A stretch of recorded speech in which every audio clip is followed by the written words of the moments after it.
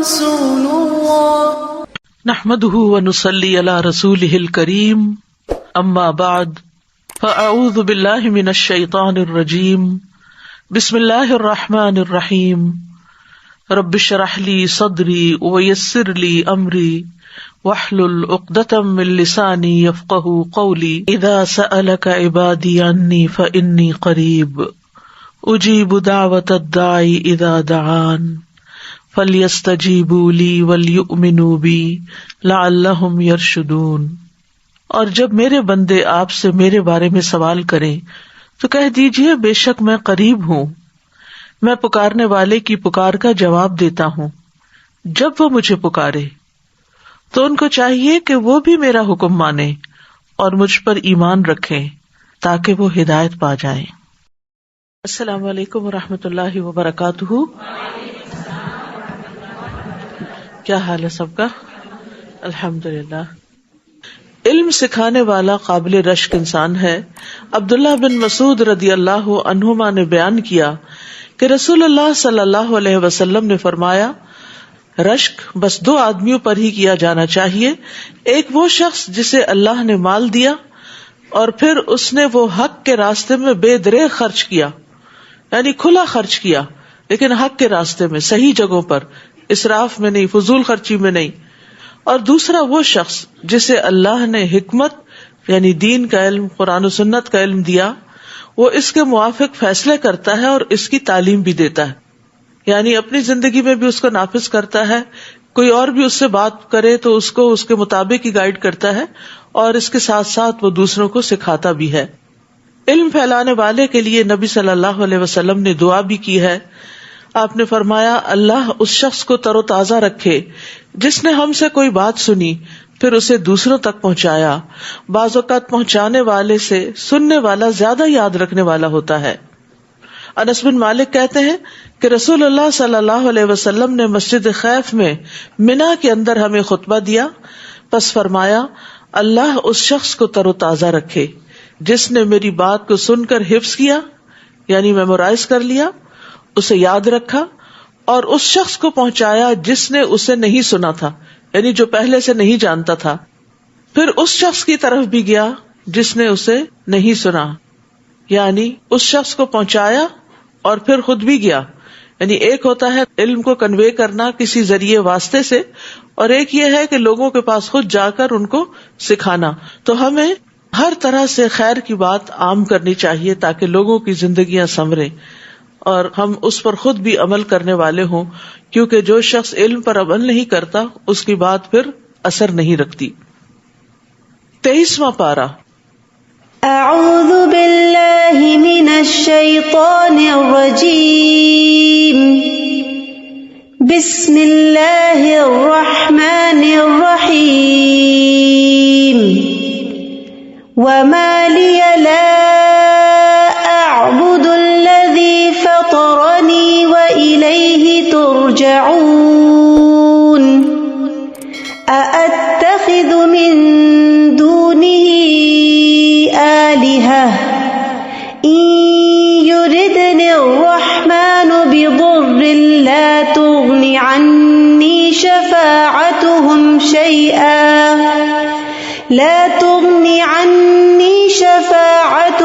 شيئا ولا ينقذون۔ شروع کرتی ہوں اللہ کے نام سے جو بے انتہا مہربان نہایت رحم فرمانے والا ہے۔ وما لی لا اعبد الذی فطرنی والیہ ترجعون، اور میں اس ہستی کی عبادت کیوں نہ کروں جس نے مجھے پیدا کیا اور تم سب کو اسی کی طرف لوٹ کر جانا ہے۔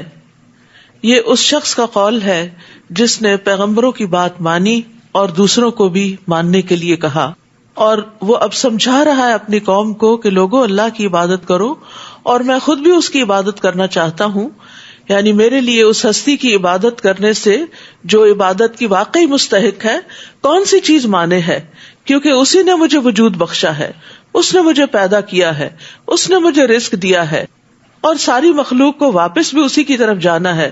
پھر وہ ان کو ان کے اعمال کی جزا و سزا دے گا.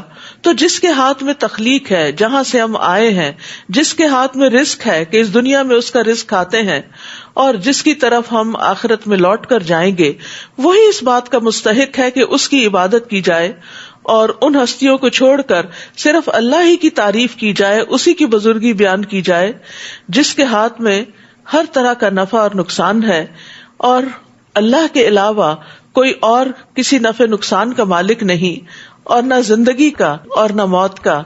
تو اللہ سبحانہ و تعالیٰ کی ہی عبادت ہونی چاہیے, کیونکہ ہم نے اسی کی طرف لوٹ کر جانا ہے. اور کس دن جانا ہے؟ قیامت کے دن, جب اللہ تعالیٰ پچھلوں اور پہلوں سب کو ایک مقررہ دن میں جمع کرے گا. 40 سال کے قیام کے برابر ان کی نگاہیں اٹھی ہوئی ہوں گی, اور وہ فیصلہ اور حکم ہونے کے منتظر ہوں گے. جیسے کہ نبی صلی اللہ علیہ وسلم نے فرمایا, اللہ عز و جل بادلوں کے سائے میں عرش سے کرسی کی طرف نزول فرمائے گا. پھر ایک پکارنے والا پکارے گا, اے لوگو, کیا تم اپنے اس رب سے راضی اور خوش نہیں ہو جس نے تمہیں پیدا کیا, اس نے تمہیں روزی دی اور تمہیں یہ حکم دیا کہ اسی کی عبادت کرو اور اس کے ساتھ کسی چیز کو شریک نہ کرو, اور یہ کہ اس نے تم سے ہر انسان کو پھیر دیا جس کی تم دنیا میں عبادت کرتے تھے, ہر وہ چیز اب غائب ہو گئی. کیا یہ تمہارے رب کی طرف سے عدل و انصاف نہیں؟ وہ کہیں گے ہاں. پس ہر قوم اس کی طرف چل دے گی جس کی وہ دنیا میں عبادت کرتے تھے اور دنیا میں جن سے محبت کرتے تھے. وہ چلیں گے اور ان کے لیے ان چیزوں کی تشبیہ پیدا کر دی جائے گی جن کی وہ عبادت کیا کرتے تھے. پس بعض سورج کی طرف چلے جائیں گے, بعض چاند کی طرف, اور بعض پتھروں کے بتوں کی طرف جائیں گے, ان شبیہوں کی طرف جن کی وہ عبادت کرتے تھے. اور ظاہر ہے کہ پھر جو توحید پر ہیں, جو اللہ کی عبادت کرتے ہیں, وہ ان میں سے کسی اور ہستی کی طرف نہیں جائیں گے. تو ہم میں سے ہر ایک کو یاد رکھنا چاہیے کہ جس رب نے مجھے پیدا کیا, جو مجھے رزق دیتا ہے اور جس کے پاس میں نے واپس جانا ہے, وہ سب سے زیادہ حقدار ہے اس بات کا کہ ہم اسی کے آگے جھکے, اسی کی نماز پڑھیں, اسی کے لیے روزہ رکھیں, اسی کے لیے قربانی کریں, اسی کے لیے صدقہ خیرات کریں, اسی کی خوشنودی کے لیے بندوں کی خدمت کریں, بندوں کے کام آئیں. ہمارا سب کچھ اسی کی خاطر ہونا چاہیے, اسی سے ہم دعا کریں, اسی سے فریادیں کریں, مشکل وقت میں اسی کو پکاریں. یہ تمام امور عبادت سے تعلق رکھتے ہیں. کیا میں اللہ کے سوا دوسروں کو الہ بنا لوں کہ اگر رحمان مجھے کوئی تکلیف دینا چاہے تو نہ ان کی سفارش میرے کسی کام آئے گی اور نہ ہی وہ خود مجھے چھڑا سکیں گے, یعنی غیر اللہ تو کسی کام کے نہیں ہیں. تب تو میں یقیناً صریح گمراہی میں جا پڑا. میں تو بلا شبہ تمہارے رب پر ایمان لا چکا, تم میری بات توجہ سے سنو. لیکن سننے کی بجائے انہوں نے اس شخص کو ہی مار ڈالا. قیل ادخل الجنہ, آخر کار جب اسے قتل کر ڈالا گیا تو اس سے کہا گیا کہ جنت میں داخل ہو جاؤ. یعنی لوگوں نے تو اس کی قدر نہ کی, نہ اس کی بات کو امپورٹنس دی اور نہ بات مان کر دی, لیکن اللہ سبحانہ تعالیٰ نے اس بات کی وجہ سے جو اس نے اخلاص کے ساتھ کی تھی اور لوگوں کی خیر خواہی کی تھی, انہی کے مار ڈالنے کے بعد اس کو جنت عطا کر دی. وہ کہنے لگا, کاش میری قوم کو علم ہو جاتا کہ میرے رب نے مجھے بخش دیا اور مجھے معززین میں شامل کر لیا. یعنی مرنے کے بعد بھی وہ اپنی قوم کی فکر کر رہا ہے اور اپنی قوم کی خیرخواہی کر رہا ہے.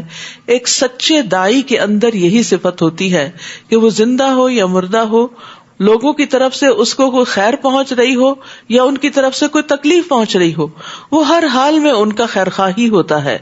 اور ایسی خیرخواہی پیغمبروں کے اندر ہوتی ہے, اور پھر جو ان کی سنتوں کی پیروی کرنے والے ہوں, کہ انسان ہلاکت چاہنے والوں سے بھی بھلائی کا ارادہ کرے.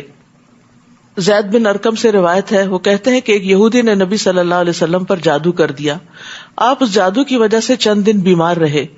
پھر جبریل علیہ السلام آپ کی خدمت میں حاضر ہوئے اور کہا کہ ایک یہودی نے آپ پر جادو کر کے فلاں کنویں میں گرہیں ڈال رکھی ہیں. تو رسول اللہ صلی اللہ علیہ وسلم نے لوگوں کو وہاں پر بھیجا, وہ جادو کی گرہیں نکال لائے. لاتے ہی رسول اللہ صلی اللہ علیہ وسلم اس طرح کھڑے ہو گئے جس طرح رسی میں بندھے ہوئے ہوں اور کوئی شخص وہ رسی کھول دے, یعنی وہ کیفیت دور ہو گئی. پھر آپ نے اس کا تذکرہ بھی اس یہودی سے نہیں کیا, حالانکہ جبریل کے ذریعے ان کو یہ بات معلوم ہوئی تھی کہ مجرم کون ہے، جادو کرنے والا کون ہے، لیکن آپ نے نہ اس کو بلایا، نہ اس کو کچھ کہا، نہ اس کو کوئی ملامت کی، اور نہ ہی اس نے آپ کے چہرے مبارک پر اس کا کچھ اثر بھی محسوس کیا. اگر ہمیں تو شک بھی پڑ جائے نا فلاں کی نظر لگی ہے، تو ہم سیدھے منہ اس سے بات بھی نہیں کرتے کہ اچھا یہ پھر نظر آ گیا ہے، یا کبھی کسی سے کوئی تکلیف پہنچ جاتی باتوں میں یا کسی اور طریقے سے.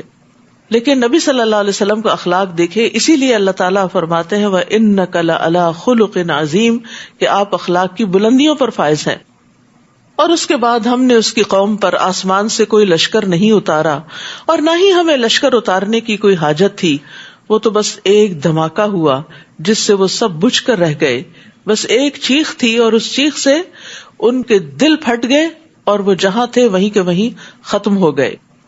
یا حسرتن علی العباد ما یأتیہم من رسول الا کانوا بہ یستہزئون. افسوس ہے بندوں پر کہ ان کے پاس جو بھی رسول آیا اس کا وہ مذاق ہی اڑاتے رہے، یعنی انہوں نے اپنے خیر خواہوں کی کبھی قدر ہی نہیں کی.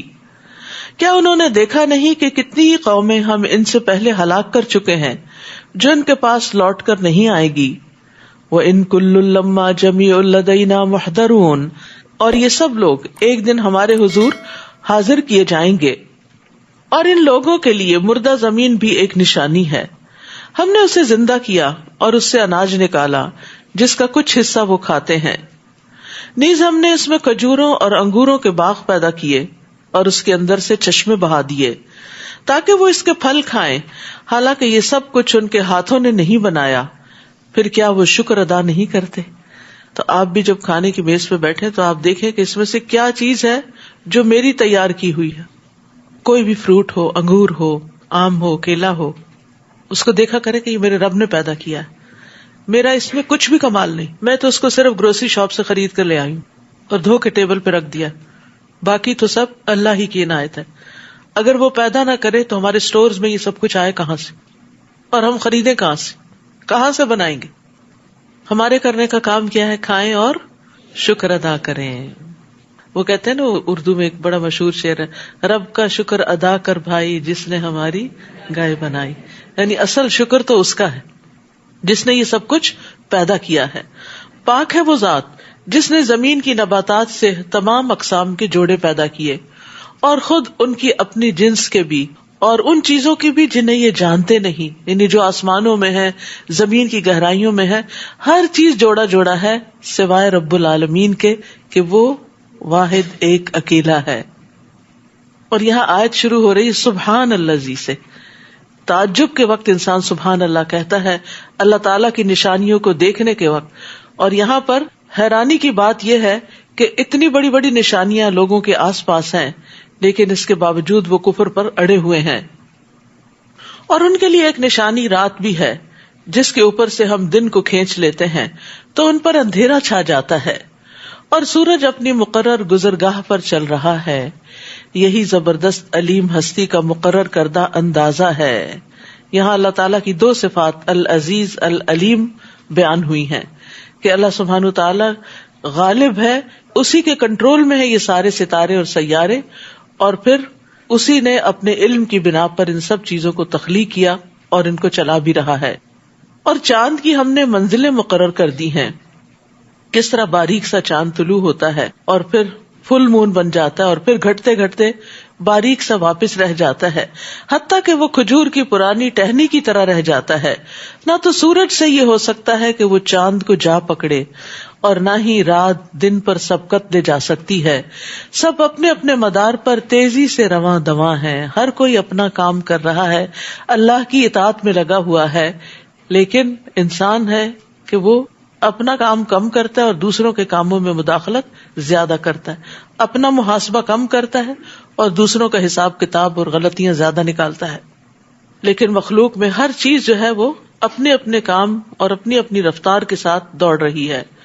اور ایک نشانی ان کے لیے یہ ہے کہ ہم نے ان کی نسل کو بھری ہوئی کشتی میں سوار کیا. اشارہ ہے کشتی نوح کی طرف علیہ السلام. پھر ان کے لیے ایسی ہی اور چیزیں پیدا کی، یعنی پہلی کشتی تو بنائی تھی نوح علیہ السلام نے، لیکن اس کے بعد پھر ان کو دیکھ کر بہت سی کشتیاں اور شپس دنیا میں بنے.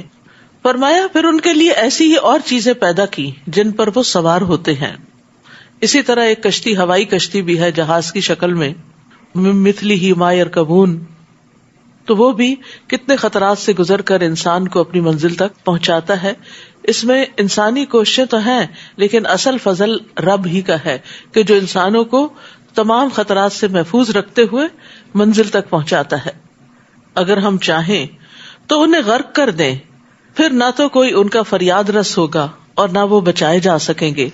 یعنی عین سمندر کے بیچ میں کوئی مدد کو بھی نہیں پہنچ سکتا اور کوئی کام نہیں آ سکتا، کوئی چھڑا نہیں سکتا سمندر کی موجوں سے، مگر ہماری رحمت سے ہی پار لگ جاتے ہیں اور کچھ مدت تک زندگی سے فائدہ اٹھاتے ہیں.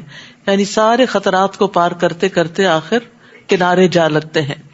اور جب انہیں کہا جاتا ہے کہ اس انجام سے ڈر جاؤ جو تمہارے سامنے ہے یا پیچھے گزر چکا ہے تاکہ تم پر رحم کیا جائے، تو اس کی کچھ پرواہ نہیں کرتے.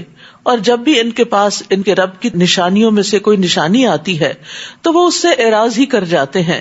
اور جب انہیں کہا جاتا ہے کہ اللہ نے تمہیں رزق دیا ہے اس میں سے اس کی راہ میں خرچ کرو، تو کافر ایمان لانے والوں کو یوں جواب دیتے ہیں کہ کیا ہم اسے کھلائیں جسے اگر اللہ چاہتا تو خود ہی کھلا سکتا تھا. یعنی عجیب لاجک ہے کہ اللہ سبحانہ وتعالیٰ نے ایک نظام رکھا ہے کہ کچھ بندوں کو زیادہ دیا، کچھ کو کم، اور جن کو کم دیا ان کا کچھ حصہ دوسروں کے پاس رکھ دیا تاکہ وہ ان پر خرچ کرے، لیکن وہ ساری نعمت پا کر بخل کرتے ہیں اور پھر طرح طرح کی باتیں بناتے ہیں کہ اللہ تعالیٰ خود ان کو کیوں نہیں دے دیتا. یہ اس کی حکمت ہے، مصلحت ہے، اس نے ہمارے ہاتھوں سے دلوایا تاکہ دینے والوں کو اجر عطا کرے. اور جب دیا جاتا ہے کسی کو تو اس سے دل نرم ہوتے ہیں، آپس کی محبتیں بڑھتی ہیں اور ایک کنیکشن پیدا ہوتا ہے لوگوں کے درمیان. اور اگر ہر کوئی صرف انڈیپینڈنٹلی اپنی زندگی گزارے تو پھر آئسولیشن بھی ہو جاتی، تنہا بھی ہو جاتا ہے انسان. کیا ہم اسے کھلائیں جسے اگر اللہ چاہتا تو خود ہی کھلا سکتا تھا؟ یعنی کہ یہ کہہ کے اپنے آپ کو مطمئن کر لیتے ہیں تم تو سری گمراہی میں پڑ گئے ہو. یعنی اچھی بات کرنے والے کو گمراہ کہا جا رہا ہے. وَيَقُولُونَ مَتَىٰ هَٰذَا الْوَعْدُ إِن كُنتُمْ صَادِقِينَ، نیز وہ کہتے ہیں کہ اگر تم سچے ہو تو یہ وعدہ قیامت کب پورا ہوگا. وہ صرف ایک دھماکے کا انتظار کر رہے ہیں جو انہیں آ پکڑے گا جبکہ یہ آپس میں جھگڑ رہے ہوں گے. یعنی وہ دنیا کے کاموں میں، آپس کی باتوں میں، خریدنے بیچنے میں جھگڑا کر رہے ہوں گے، بحث مباحثہ کر رہے ہوں گے، کوئی سیاست پر اور کوئی بزنس میں، مجلسوں میں اور بازاروں میں گفتگو کر رہے ہوں گے کہ یکا یک قیامت آ جائے گی. اس وقت نہ تو وہ وصیت کر سکیں گے اور نہ ہی اپنے گھروں کو واپس جا سکیں گے. یعنی جو گھر کے باہر گیا ہوا وہ باہر ہی مر جائے گا. اور جب سور پھونکا جائے گا تو وہ فوراً اپنی قبروں سے نکل کر اپنے رب کی طرف دوڑ پڑیں گے. یعنی یہ دوسرا سور پھونکنے کے موقع پر ہوگا، اس میں سب اٹھ جائیں گے. نفخۃ البعث والنشور. کہیں گے افسوس ہمیں ہماری خوابگاہ سے کس نے اٹھا کھڑا کیا. یہ تو وہی چیز ہے جس کا رحمان نے وعدہ کیا تھا اور رسولوں نے سچ کہا تھا. وہ بس ایک ہی گرجدار آواز ہوگی، پھر وہ فوراً سب کے سب ہمارے حضور پیش کر دیے جائیں گے. آج کسی پر ذرہ برابر بھی ظلم نہ کیا جائے گا اور تمہیں ویسا ہی بدلہ دیا جائے گا جیسے تم عمل کرتے رہے. جو کچھ آج کمایا وہی کل سامنے آئے گا. ان اصحاب الجنت اليوم فی شغل فاکہون. آج اہل جنت مزے اڑانے میں مشغول ہوں گے. جنتیوں کو نعمتوں میں مشغول کر دیا جائے گا اور جلد نعمتوں کی طرف لایا جائے گا. یعنی جہنمیوں کو جہنم کی طرف بھیجنے سے پہلے ہی جنتیوں کو جنت کی طرف لے آیا جائے گا. اس لیے جب جہنمی جہنم میں پھینکے جائیں گے تو وہ اس منظر کو نہیں دیکھیں گے. یعنی کفر کرنے والے یا شرک کرنے والے جو ہیں ان کا حساب کتاب نہیں، ان کے لیے اتنا ہی جرم کافی ہے کہ انہوں نے اللہ کا انکار کیا یا شرک کیا، تو ان کو گروہ در گروہ جہنم میں پھینک دیا جائے گا، ایک بڑی تعداد کو. لیکن جنتیوں کو وہ منظر دکھائے بغیر پہلے ہی جنت کی طرف لے جایا جائے گا. وَأُزْلِفَتِ الْجَنَّةُ لِلْمُتَّقِينَ غَيْرَ بَعِيدٍ. اور جنت متقین کے قریب کر دی جائے گی، وہ کچھ دور نہ ہوگی. یعنی انہیں فوراً وہاں اپنے منزل پہ پہنچا دیا جائے گا. نبی صلی اللہ علیہ وسلم نے فرمایا، بے شک اللہ عز و جل قیامت والے دن جنت کو بلائے گا. وہ زینت اور سجاوٹ اور نمائش اور آرائش کے ساتھ آئے گی. پھر اللہ تعالیٰ اعلان کرے گا، میرے وہ بندے کہاں ہیں جنہوں نے میرے راستے میں قتال کیا اور ان سے قتال کیا گیا، انہیں میرے راستے میں تکالیف دی گئی اور انہوں نے میرے راستے میں جد و جہد کی، کہا جائے گا تم جنت میں داخل ہو جاؤ، وہ بغیر حساب کے جنت میں داخل ہو جائیں گے. اسی طرح دوسری حدیث سے پتہ چلتا ہے کہ 70,000 لوگ اور ان میں سے ہر ایک کے ساتھ 70,000 بغیر حساب کے جنت میں داخل ہوں گے. اللہ ہمیں بھی ان میں شامل کر لے اور حساب نہ لے ہم سے. ہم وازواجہم فی ظلال علی الارائک متکئون، وہ اور ان کی بیویاں چھاؤں میں تختوں پر تکیہ لگائے ہوئے ہوں گے، بادشاہوں کی طرح بیٹھے ہوئے ہوں گے. وہاں انہیں کھانے کو میوے بھی ملیں گے اور جو کچھ وہ طلب کریں گے وہ بھی ملے گا. سلام قولا من رب الرحیم، مہربان رب فرمائے گا تم پر سلامتی ہو. وامتازوا اليوم ایھا المجرمون، اور اے مجرموں آج تم الگ ہو جاؤ، یعنی اہل ایمان سے علیحدہ ہو جاؤ. دنیا میں بس ایک دوسرے کے دوست ہو سکتے تھے، رشتہ دار ہو سکتے تھے، خونی تعلق ہو سکتا تھا، نسبی سسرالی تعلق ہو سکتا تھا، لیکن آج ایک ہی تعلق باقی رہا اور وہ ہے دینی تعلق، اللہ کی خاطر جو تعلق ہے کہ جس میں وہ ایک دوسرے کے ساتھ مل کر اللہ کی عبادت کرتے تھے، بس وہی ایک دوسرے کے دوست ہوں گے اور باقی ان سے الگ کر دیے جائیں گے. اللہ تعالیٰ فرمائے گا اے بنی آدم، کیا میں نے تمہیں تاکید نہیں کی تھی کہ شیطان کی عبادت نہ کرنا؟ وہ تمہارا صریح دشمن ہے، کھلا دشمن ہے. یعنی دنیا میں ہمیں پیغمبروں کے ذریعے یہ بتا دیا گیا کہ شیطان ہمارا دشمن ہے، اور اللہ سبحانہ تعالیٰ نے صاف فرما دیا وَأَنِ اعْبُدُونِي هَذَا صِرَاطٌ مُسْتَقِيمٌ، اور میری ہی عبادت کرنا یہی سیدھا راستہ ہے. لیکن تم نے کیا کیا؟ سیدھے راستے کو چھوڑ کر شیطان کا حکم مانا اور اس کی پیروی کی، اس کے وسوسوں میں آ گئے. وہ تو تم میں سے گروہ کثیر کو گمراہ کر چکا ہے، کیا تم سوچتے نہیں؟ یہ ہے وہ جہنم جس کا تم سے وعدہ کیا جاتا تھا، آج اس میں داخل ہو جاؤ کیونکہ تم کفر کیا کرتے تھے. الیوم نختم علی افواہہم وتکلمنا ایدیہم وتشہد ارجلہم بما کانوا یکسبون، آج ہم ان کے منہ بند کر دیں گے اور ان کے ہاتھ کلام کریں گے اور ان کے پاؤں گواہی دیں گے جو کچھ وہ کیا کرتے تھے. رسول اللہ صلی اللہ علیہ وسلم نے فرمایا قیامت کے دن جب تم لوگ پیش ہوگے تو تمہارے منہ پر مہر لگا دی جائے گی، اور سب سے پہلے جو چیز بولے گی وہ ران اور ہتھیلی ہوگی، یعنی انسان کا ہاتھ ہوگا جو بولنا شروع کرے گا کہ اس نے مجھ سے کیا کیا کام لیے جو اللہ کی نافرمانی کے تھے. قیامت کے دن باقی اعضاء بھی انسان کے خلاف بولیں گے جس جس عضو سے انسان نے اللہ کی نافرمانی کا کام لیا. قیامت کے دن ایک شخص آئے گا اور کہے گا اے میرے رب، میں تجھ پر، تیری کتابوں پر، تیرے رسولوں پر ایمان لایا، میں نے نماز پڑھی. اس سے جس قدر ہوگا اپنی نیکی کی تعریف کرے گا کہ میں نے یہ بھی نیک کام کیا، یہ بھی کیا. پھر اللہ تعالیٰ فرمائے گا ہم ابھی تیرے خلاف گواہ بھیجتے ہیں. پھر اس کے منہ پر مہر لگا دی جائے گی اور اس کی ران، اس کا گوشت اور اس کی ہڈیوں سے کہا جائے گا بولو. پھر اس کی ران، اس کا گوشت، اس کی ہڈیاں اس کے اعمال کی گواہی دیتے ہوئے بولیں گی. یعنی انسان اپنے منہ سے تو اپنے نیک اعمال کا دنیا میں بھی بڑا ذکر کرتا رہتا ہے، لیکن قیامت کے دن وہ زیادہ دیر جھوٹ نہیں بول سکے گا. جو اس کے عمل ہوں گے وہ ویسے ہی سامنے آ جائیں گے، اور جن کو وہ اپنی نیکی بتا رہا ہوگا اور وہ نیکی نہیں، دراصل بدنیتی سے کوئی اور ہی غلط کام کیے ہوئے تھے، تو وہ بھی کھل کے سامنے آ جائیں گے اور عذاب بول پڑیں گے. اور اس وقت آپ دیکھیں کہ انسان کو کس قدر شرمندگی ہوگی. کبھی آپ نے یہ تجربہ کیا ہوگا کہ آپ اپنے کسی دوست سے، کسی گیسٹ سے کوئی بات کر رہے ہیں، اپنا کوئی ایکسپیرینس شیئر کر رہے ہیں، کہیں ٹریولنگ پہ گئے، کوئی چیز دیکھی تو اتنے میں بچہ بول پڑتا نہیں ماما ایسے نہیں تھا، ایسے تھا. تو اس وقت کس قدر شرمندگی ہوتی ہے. چاہے ہم بھول کے ہی کوئی ایسی بات کر رہے ہوں یا بچہ ہی غلط کہہ رہا اور ماں باپ کو ویسے غلط کہے، لیکن وہ وقت انتہائی شرمندگی کا وقت ہوتا ہے کہ جب ایک انسان ایک بات کہہ رہا ہو اور بڑے یقین کے ساتھ اور دوسرا اس کو جھٹلا رہا ہو. اور یہاں تو یہ کہ دوسرا نہیں ہے، خود انسان کا اپنا وجود ہے. تو امیجن کرے کہ کس قدر شرمندگی کی بات ہوگی. اور اگر ہم چاہیں تو ان کی آنکھیں مٹا دیں، پھر وہ راہ کی طرف آگے بڑھیں تو کیسے دیکھ سکتے ہیں. یعنی دنیا میں اگر ہم صرف ایک نعمت بھی لے لیں تو ان کی زندگی دوبھر ہو کے رہ جائے. جو لوگ پہلے دیکھتے ہیں اور پھر وہ نہیں دیکھ پاتے. اور اگر آپ اس کا ایکسپیرینس کرنا چاہیں تو آپ کسی وقت اپنے ہی گھر میں، اپنے ہی بیڈ روم میں، اپنے ہی واش روم میں آنکھیں بند کر کے ذرا کوئی کام کریں، اپنے ہی کچن میں تھوڑی دیر کے لیے آنکھیں بند کریں، تو اس وقت قدر آئے گی کہ آنکھیں کتنی بڑی نعمت. اور دن میں باقی اعضاء پھر بھی ریسٹ کرتے ہیں، لیکن ہم سارا دن ان آنکھوں سے دیکھتے ہیں، سارا دن، چاہے پڑھ رہے ہوں چاہے ویسے کچھ دیکھ رہے ہوں. یعنی جب تک ہم جاگتے ہیں ہماری آنکھیں مسلسل کام کر رہی ہوتی. لمحوں کے لیے جھپکتے بھی ہیں لیکن پھر دیکھنے لگتے ہیں، کیونکہ ہم برداشت ہی نہیں کر پاتے کہ ہم جاگ رہے ہیں اور ہماری آنکھیں بند ہوں. تو فرمایا اگر ہم چاہیں، نہیں اللہ تعالیٰ کے لیے ان کو عذاب دینا اور ان کی نافرمانیوں پر اور ان کی سرکشیوں پر ان کو پکڑنا کچھ مشکل کام نہیں. اگر ہم چاہیں تو ان کی آنکھیں مٹا دیں، پھر وہ راہ کی طرف آگے بڑھیں تو کیسے دیکھ سکیں گے. اور اگر ہم چاہیں تو ان کی جگہ پر ہی انہیں مسخ کر دیں، یعنی ایک قدم آگے نہ بڑھا سکیں، پھر نہ یہ آگے چل سکیں اور نہ ہی پیچھے لوٹ سکیں، یعنی جہاں ہیں وہیں کے وہیں جام ہو جائیں، پتھر ہو جائیں.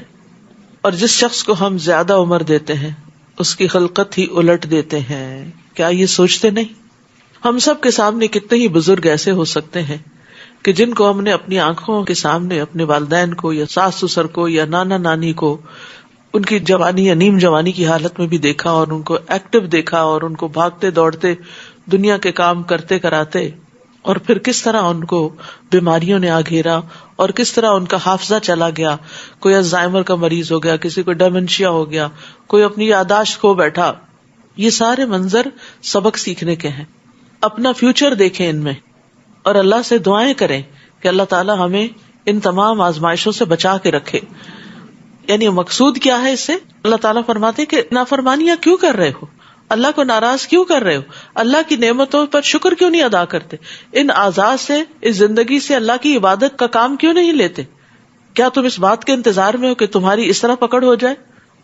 وما علمناہ الشعر وما ينبغی لہ ان هو الا ذکر وقرآن مبین. اور ہم نے اس نبی کو شعر کہنا نہیں سکھایا، یہ اس کے لیے مناسب بھی نہ تھا، یہ تو ایک نصیحت اور واضح پڑھی جانے والی کتاب ہے تاکہ جو زندہ ہے وہ اسے ڈرائے اور انکار کرنے والوں پر حجت قائم ہو جائے.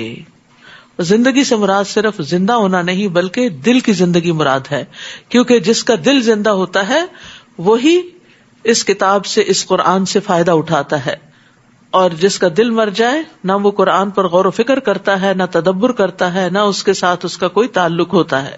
کیا وہ دیکھتے نہیں کہ جو چیزیں ہم نے اپنے ہاتھوں سے بنائی ہیں ان میں سے ان کے لیے چوپائے پیدا تو ہم نے کیے اور اب یہ ان کے مالک ہیں، اور ہم نے ان مویشیوں کو ان کا مطیع بنا دیا ہے کہ ان میں سے کسی پر تو سوار ہوتے ہیں اور کسی کا گوشت کھاتے ہیں، نیز ان سے انہیں اور بھی کئی فوائد اور مشروب حاصل ہوتے ہیں. کیا پھر بھی یہ شکر ادا نہیں کرتے کہ کس طرح دودھ سے ہم لسی اور ملک شیک اور کیا کیا چیزیں بناتے چلے جاتے ہیں.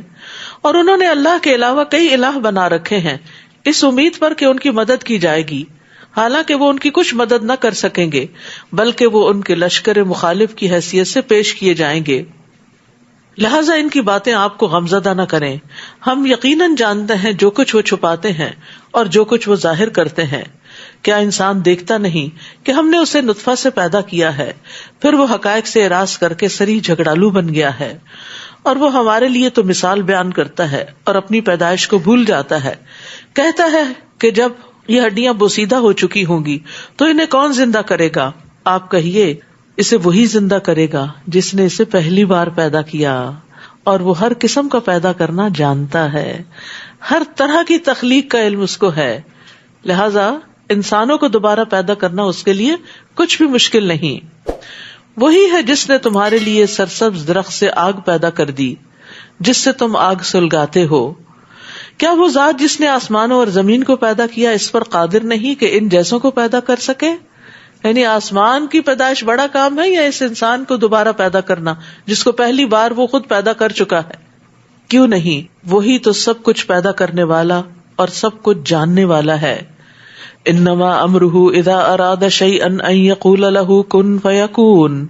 اس کا کام تو صرف یہ ہے کہ جب وہ کسی چیز کا ارادہ کرتا ہے تو اسے حکم دیتا ہے کہ ہو جا، تو وہ ہو جاتی ہے. اس کی تو قدرت اتنی زیادہ ہے، اتنی طاقت اور قدرت اور علم اور حکمت کا مالک ہے کہ اسے اپنے کام کروانے میں بھی کچھ مشکل نہیں. فسبحان الذی بیدہ ملکوت کل شیء والیہ ترجعون. پاک ہے وہ ذات جس کے ہاتھ میں ہر چیز کی حکومت ہے اور اسی کی طرف تم لوٹائے جاؤ گے. سورۃ صافات. بسم اللہ الرحمن الرحیم. والصافات صفا فالزاجرات زجرا فالتالیات ذکرا إن إلهكم لواحد رب السماوات والأرض وما بينهما ورب المشارق إنا زينا السماء الدنيا بزينة الكواكب وحفظا من كل شيطان مارد. شروع کرتی ہوں اللہ کے نام سے جو بے انتہا مہربان نہایت رحم فرمانے والا ہے. والصافات صفا، قسم ہے ان فرشتوں کی جو صف در صف کھڑے ہوتے ہیں، صف بستہ ہیں. یعنی نماز کی صفوں کی طرح فرشتوں کی بھی صفیں ہیں. فرشتے آسمان میں ایسے ہی صفیں بناتے ہیں جیسے دنیا میں لوگ نماز کے لیے صفیں بناتے ہیں. اور کہا گیا کہ جب وہ ہوا میں کھڑے ہوتے ہیں تو اپنے پروں سے قطار بناتے ہیں، یہاں تک کہ اللہ جو چاہتا ہے انہیں حکم دیتا ہے. جابر بن سمرہ سے روایت ہے، وہ کہتے ہیں کہ رسول اللہ صلی اللہ علیہ وسلم نے فرمایا، کیا تم اس طرح صفیں نہیں بناتے جس طرح فرشتے اپنے رب عز و جل کے پاس بناتے ہیں؟ ہم نے پوچھا کہ فرشتے اپنے رب کے پاس کس طرح صفیں بناتے ہیں؟ آپ نے فرمایا، وہ پہلے ابتدائی یعنی اگلی صفوں کو پورا کرتے ہیں اور صف میں ایک دوسرے سے مل کر کھڑے ہوتے ہیں. آپ مسجد جا کے کیا کرتے ہیں؟ اگلی صف کو پورا کرتے ہیں یا نہیں؟ بعض اوقات ایسا ہوتا ہے کہ کچھ لوگ شروع میں آ جاتے ہیں، وہ کھلے کھلے بیٹھ جاتے ہیں، جب نماز کھڑی ہوتی ہے تو بیچ میں گیپس آ جاتے ہیں. تو اس میں فوری طور پہ دیکھنا چاہیے کہ میرے سے اگلی صف میں کوئی جگہ تو نہیں خالی، کوئی ایسا اسپاٹ تو نہیں کہ جس کی وجہ سے بہت بڑا گیپ آ رہا ہے. تو فوراً آگے بڑھ جانا چاہیے. اور جو ہی یہ شخص آگے بڑھے گا تو اس سے پچھلی صف والا کیا کرے گا؟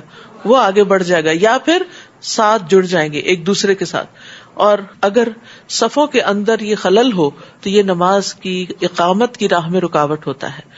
تو آپ سب اب جو سن رہے ہیں وہ اس چیز کا ضرور اہتمام کریں اور اس بات کے حریص ہوں کہ ہمیں فرشتوں جیسی صفیں بنانی ہے، کیونکہ یہ صف بندی بھی ایک عبادت ہے اور دلوں کی درستگی کا انحصار صفوں کی درستگی پر ہے. براء ابن عازب کہتے ہیں کہ رسول اللہ صلی اللہ علیہ وسلم صفوں کے درمیان ایک طرف سے دوسری طرف کو چلتے جاتے. آپ ہمارے سینوں اور کندھوں پہ ہاتھ پھیرتے اور فرماتے، آگے پیچھے مت ہو. ایک تو ہے گیپس فل کرنا اور دوسرا یہ ہے کہ ایک دوسرے کے ساتھ برابر کھڑے ہونا، آگے پیچھے نہیں، برابر کھڑے ہونا. فرمایا آگے پیچھے مت ہو ورنہ تمہارے دلوں میں بھی اختلاف آ جائے گا. اور آپ فرمایا کرتے تھے، بے شک اللہ پہلی صفوں میں آنے والوں پر رحمت نازل کرتا ہے اور اس کے فرشتے پہلی صف والوں کے لیے دعائیں کرتے ہیں، لیکن عورتوں کے لیے پچھلی صف زیادہ مناسب ہے جو مردوں سے کچھ دور ہو. فالزاجرات زجرا فالتالیات ذکرا ان الہکم لواحد. پھر ان کی جو ڈانٹ ڈپٹ کرتے ہیں، یعنی جیسے کافروں کی روح لیتے وقت ان کو مارتے ہیں اور ڈانٹتے ہیں، پھر ان کی جو ذکر کی تلاوت کرنے والے ہیں، بلا شبہ تمہارا الہ ایک ہی ہے جو آسمانوں اور زمین کا رب ہے اور ان چیزوں کا بھی جو ان دونوں کے درمیان ہیں، اور مشرقوں کا بھی رب ہے. مشرقوں یعنی ہر روز سورج ایک نئے اینگل سے طلوع ہوتا ہے، اور یہی وجہ ہے کہ آپ دیکھتے ہیں کہ سردیوں اور گرمیوں کے مشرق میں بہت بڑا فرق پڑ جاتا ہے. اور ایک اور معنی یہ بھی ہے کہ جہاں ہمارا سورج نکل رہا ہوتا ہے وہاں کسی اور کا غروب ہوتا ہے، اور پھر جہاں ہمارا غروب ہوتا ہے وہاں کسی اور کا مشرق ہوتا ہے. تو اس لیے ایک مشرق نہیں کئی مشرق ہے، یعنی جہاں سے سورج طلوع ہوتا ہے. بلا شبہ ہم نے آسمان دنیا کو ستاروں کی زینت سے مزین کیا.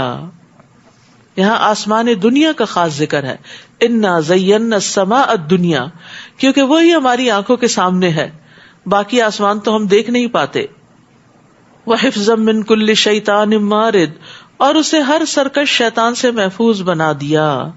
یعنی آسمان میں جنات یا شیاطین نہیں چڑھ سکتے، وہ عالم بالا کی باتیں سن ہی نہیں سکتے، اور ہر طرف سے ان پر شہاب پھینکے جاتے ہیں تاکہ وہ بھاگ کھڑے ہوں، اور ان کے لیے ہمیشہ رہنے والا عذاب ہے.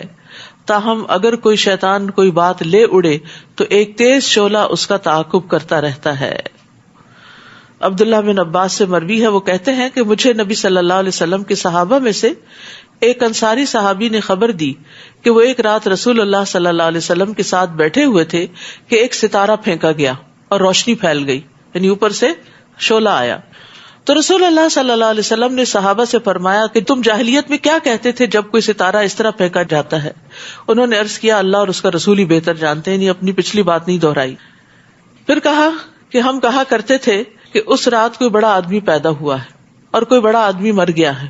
تو رسول اللہ صلی اللہ علیہ وسلم نے فرمایا ان ستاروں کو کسی کی موت یا کسی کی حیات کی وجہ سے نہیں پھینکا جاتا، بلکہ جب جنات آسمان سے اللہ کے کسی فیصلے کی بات کو اچک لیتے ہیں اور اسے اپنے دوستوں یعنی کاہنوں کے کانوں میں ڈال دیتے ہیں تو وہ ستاروں سے مارے جاتے ہیں. یعنی ان کے پیچھے یہ شہاب ثاقب آتے ہیں، اس کا تعلق کسی کی زندگی اور موت سے نہیں. اے نبی آپ ان سے پوچھئے کیا ان کی پیدائش زیادہ مشکل ہے یا جو کچھ ہم پیدا کر چکے ہیں؟ ہم نے انہیں لیسدار گارے سے پیدا کیا ہے. آپ کو تو اللہ کی ایسی قدرتوں پر تعجب ہے اور یہ لوگ ان کا مذاق اڑاتے ہیں. یعنی دو طرح کے لوگ ہیں، ایک وہ ہیں جو اللہ تعالیٰ کی تخلیق کی نشانیوں کو دیکھتے ہیں اور حیران ہوتے ہیں، تعجب کرتے ہیں، ان کے دل میں اللہ کی محبت آتی ہے، اور دوسرے لوگ وہی نشانیاں دیکھ کے مذاق اڑا رہے ہوتے ہیں. مذاق اڑانے والا دراصل ناسمجھ ہوتا ہے. وَإِذَا ذُكِّرُوا لَا يَذْكُرُونَ، ایسے ناسمجھوں کو جب سمجھایا جائے تو سمجھنے کی کوشش بھی نہیں کرتے. وَإِذَا رَأَوْا آيَةً يَسْتَسْخِرُونَ، اور جب کوئی نشانی دیکھتے ہیں تو مذاق اڑاتے ہیں. وَقَالُوا إِنْ هَذَا إِلَّا سِحْرٌ مُبِينٌ، اور کہتے ہیں یہ تو صریح جادو ہے. بھلا جب ہم مر کر مٹی اور ہڈیاں بن جائیں گے تو کیا پھر ہم دوبارہ اٹھائے جائیں گے؟ اور کیا ہمارے آباء و اجداد بھی اٹھائے جائیں گے؟ آپ ان سے کہیے ہاں ایسا ضرور ہوگا اور تم بالکل بے بس ہوگے. وہ تو بس ایک ڈانٹ ہوگی جس پر وہ فوراً سب کچھ دیکھنے لگیں گے. وَقَالُوا يَا وَيْلَنَا هَذَا يَوْمُ الدِّينِ، وہ کہیں گے ہائے ہماری بدبختی، یہ تو جزا سزا کا دن ہے، اس کو تو ہم جھٹلاتے رہے. استغفر اللہ. یعنی انسان کے لیے اچانک ان چیزوں کا سامنے آنا کس قدر تکلیف دہ ہوتا ہے جن کو ایکسپیکٹ نہیں کر رہا ہوتا. یعنی جن چیزوں کو انسان ایکسپیکٹ کر رہا ہوتا ہے وہ چاہے کتنی بھی بھاری ہو وہ انسان کے لیے بہت مشکل نہیں پیدا کرتی. لیکن جب انسان کسی چیز کو ایکسپیکٹ نہیں کرتا اور وہ سامنے آتی اور وہ معمولی چیز نہیں بہت بڑا حادثہ، تو آپ سوچئے کہ وہ انسان کے لیے کتنا شاکنگ ہوتا ہوگا. تو یہی حال ان لوگوں کا ہوگا اور کہیں گے ہائے ہماری بدبختی، یہ تو جزا و سزا کا دن ہے. پھر انہیں کہا جائے گا یہی فیصلے کا دن ہے جسے تم جھٹلایا کرتے تھے. ان ظالموں کو اور ان کے ساتھیوں کو اور معبودوں کو سب کو اکٹھا کرو جن کی یہ اللہ کے سوا عبادت کرتے تھے، پھر انہیں جہنم کی راہ پر چلا دو. یعنی قیامت کے دن ایک جیسے عمل کرنے والوں کو ایک جگہ اکٹھا کر دیا جائے گا. تو یہاں یہ نہیں کہا کہ ان کو جمع کر دو، ان کو اور ان کے ساتھیوں کو بھی، یعنی جو ان جیسے کام کرتے تھے، ایک جیسے کام کرنے والے، ان سب کو جن کے عمل ایک جیسے تھے. جیسے شراب پینے والے شرابیوں کے ساتھ، زنا کرنے والے زانیوں کے ساتھ، شرک کرنے والے مشرکین کے ساتھ، جادوگر جادوگروں کے ساتھ، متکبرین فرعون کے ساتھ، نماز نہ پڑھنے والے فرعون، حامان اور قارون کے ساتھ. تو یہ ساری چیزیں ہمیں قرآن و سنت سے پتہ چلتی ہیں کہ کس طرح لوگ اپنے ہی جیسے لائک مائنڈیڈ لوگوں کے ساتھ اٹھائے جائیں گے. وقفوہم انہم مسئولون، اور دیکھو انہیں ذرا ٹھہرائے رکھو، ان سے کچھ پوچھا جائے گا. یہ کہاں پوچھا جائے گا؟ پلسرات کے پاس. ابن عباس کہتے ہیں کہ ان سے ان کے تمام اقوال و افعال کے متعلق سوال کیا جائے گا. تمہیں کیا ہو گیا؟ آج تم ایک دوسرے کی مدد کیوں نہیں کرتے؟ بلکہ آج وہ بالکل فرما بردار بن جائیں گے. وہ ایک دوسرے کی طرف متوجہ ہو کر باہم سوال کریں گے. کمزور لوگ بڑوں سے کہیں گے تم تو ہمارے پاس دائیں طرف سے آتے تھے، یعنی بہت اچھے بن کے آتے تھے. بڑے لوگ کہیں گے بات یوں نہیں بلکہ تم خود ہی ایمان لانے والے نہیں تھے، یعنی ہمارا کوئی زور نہیں تھا تم پر، تم خود ہی ایمان نہیں لاتے تھے، اور ہمارا تم پر کچھ زور بھی نہ تھا بلکہ تم خود ہی سرکش تھے. ہمارے رب کا قول آج ہم پر صادق آ گیا کہ ہم عذاب کا مزہ چکھنے والے ہیں. ہم نے تمہیں گمراہ کیا کیونکہ ہم خود بھی گمراہ تھے. آج کے دن وہ سب کمزور اور بڑے لوگ عذاب میں برابر کے شریک ہوں گے. واقعی ہم مجرموں سے ایسا ہی سلوک کرتے ہیں. انہیں جب یہ کہا جاتا ہے کہ اللہ کے سوا کوئی الہ نہیں تو وہ تکبر کرتے ہیں، یعنی اللہ کے سامنے جھکتے نہیں ہیں، اور کہتے تھے کیا ہم ایک دیوانے شاعر کی خاطر اپنے معبودوں کو چھوڑ سکتے ہیں؟ بل جاء بالحق وصدق المرسلین، حالانکہ وہ رسول حق لے کر آیا اور اس نے رسولوں کی تصدیق کی تھی. پھر انہیں کہا جائے گا آج تمہیں یقیناً دردناک عذاب چکھنا پڑے گا اور تمہیں ایسا ہی بدلہ دیا جائے گا جیسے تم کام کرتے رہے، مگر اللہ کے مخلص بندے اس انجام سے محفوظ رہیں گے. اولئک لہم رزق معلوم فواکہ وہم مکرمون فی جنات النعیم. ان کے لیے ایسا رزق ہوگا جو انہیں معلوم ہے، یعنی وہ اتو بھی متشابہہ، یعنی لذیذ میوے، اور وہ وہاں معزز ہوں گے، عزت دی جائے گی ان کو. اور یہ عزت کس کے لیے ہے؟ جنہوں نے دنیا میں اللہ کی اطاعت کرتے ہوئے، عبادت کرتے ہوئے اپنی عزتوں کی پرواہ نہیں کی کہ انہیں کون کیا کہتا ہے، کوئی ان کو رسپیکٹ دے گا یا ان کا مذاق اڑائے گا، بلکہ وہ ہر حال میں اللہ کی عبادت کرتے رہے تو اس کے بدلے میں اللہ تعالیٰ انہیں وہاں عزت بخشے گا نعمتوں والے باغات میں. تو جنت میں طرح طرح کے کھانے ہوں گے، یعنی یہاں رزق کی بات ہے، رزق معلوم ہوگا. عتبہ بن عبد سلمی سے روایت ہے، وہ کہتے ہیں کہ میں رسول اللہ صلی اللہ علیہ وسلم کے ساتھ بیٹھا ہوا تھا. ایک اعرابی آیا تو اس نے کہا اللہ کے رسول، میں نے آپ کو جنت کے ببول نامی درخت کا تذکرہ کرتے سنا ہے. میرا خیال ہے کہ وہ ہمارے ہاں تو سب سے زیادہ کانٹوں والا درخت ہے، اس میں بہت کانٹے ہوتے ہیں. رسول اللہ صلی اللہ علیہ وسلم نے فرمایا جنت میں اس درخت کے ہر کانٹے کے بدلے خصی بکرے کے خصیے کی طرح اللہ تعالیٰ ایک چیز پیدا کرے گا، یعنی ہر کانٹے کی جگہ ایک کوئی چیز پیدا کرے گا. اس کے اندر 70 رنگ کے کھانے ہوں گے، 70 کلرز، اور ہر ایک کا رنگ دوسرے سے مختلف ہوگا. اب دیکھیے کہ انسان کھاتے وقت رنگ کو کتنا پسند کرتا ہے کہ اس کی وجہ سے بعض اوقات صحت خراب کر لیتا ہے، لیکن آرٹیفیشل کلرز دے کے کھانے کا جو ہے ٹیکسچر اس کو انہینس کرتا ہے اور اس کے پیچھے جاتا ہے. تو جنت کے کھانے بھی رنگا رنگ کے ہوں گے جن کو دیکھ کر انسان کی بھوک بھی بڑھے گی اور کھانے کے بعد کوئی تکلیف بھی نہیں ہوگی. اسی طرح جنت میں بڑے بڑے پھل ہوں گے، جھکے ہوئے ہوں گے. وَذُلِّلَتْ قُطُوفُهَا تَذْلِيلًا، یعنی جنتی لوگ جنت کے پھلوں میووں میں سے اٹھتے بیٹھتے لیٹتے ہر وقت کھاتے رہیں گے، انجوائے کرتے رہیں گے. اسی طرح ان کی جو تخلیق ہوگی یا ان کی جو شکل ہوگی اس کے بارے میں ابن عباس کہتے ہیں کہ جنت کی کھجوروں کے تنے سبز زمرد کے ہیں. کھجور کی ٹہنیوں کا ابتدائی حصہ سرخ سونے کا ہے اور اس کی ٹہنیوں کا چھلکا جنتیوں کا لباس ہوگا، اور ان میں سے کچھ کپڑے چھوٹے اور کچھ بڑے ہوں گے، ہلے ہوں گے. اس کے پھل مٹکوں اور ڈولوں کے برابر ہوں گے. وہ دودھ سے زیادہ سفید، شہد سے زیادہ میٹھے، مکھن سے زیادہ نرم ہوں گے، اور ان میں گٹلیاں نہیں ہوں گی، سیڈ لیس ہوں گے. علی سرور متقابلین، ایک دوسرے کے سامنے تختوں پر بیٹھے ہوں گے، یعنی ایک دوسرے کو فیس کر رہے ہوں گے، کاؤچز پر ہوں گے. ان کے لیے خالص شراب کے جام کا دور چلے گا، یعنی پھلوں کے بعد پھر ڈرنک ہوں گے جو نہایت شفاف اور پینے والوں کے لیے لذیذ ہوگا، جس سے نہ انہیں سر درد ہوگا اور نہ وہ مدہوش ہوں گے. یہ ہے جنت کی شراب جو تکلیف نہیں دے گی. وَعِندَهُمْ قَاصِرَاتُ الطَّرْفِ عِينٌ كَأَنَّهُنَّ بَيْضٌ مَكْنُونٌ، اور ان کے پاس نگاہیں نیچی رکھنے والی اور موٹی موٹی آنکھوں والی عورتیں ہوں گی، یعنی غض بصر کرنے والی، ایسی نازک جیسے انڈے کے چھلکے کے نیچے چھپی ہوئی جھلی. جب انڈے کا اوپر والا چھلکا اتارا جاتا ہے نا اور وہ ٹوٹتا نہیں تو درمیان میں ایک جھلی آتی ہے تو انتہائی سافٹ نرم سی ہوتی ہے.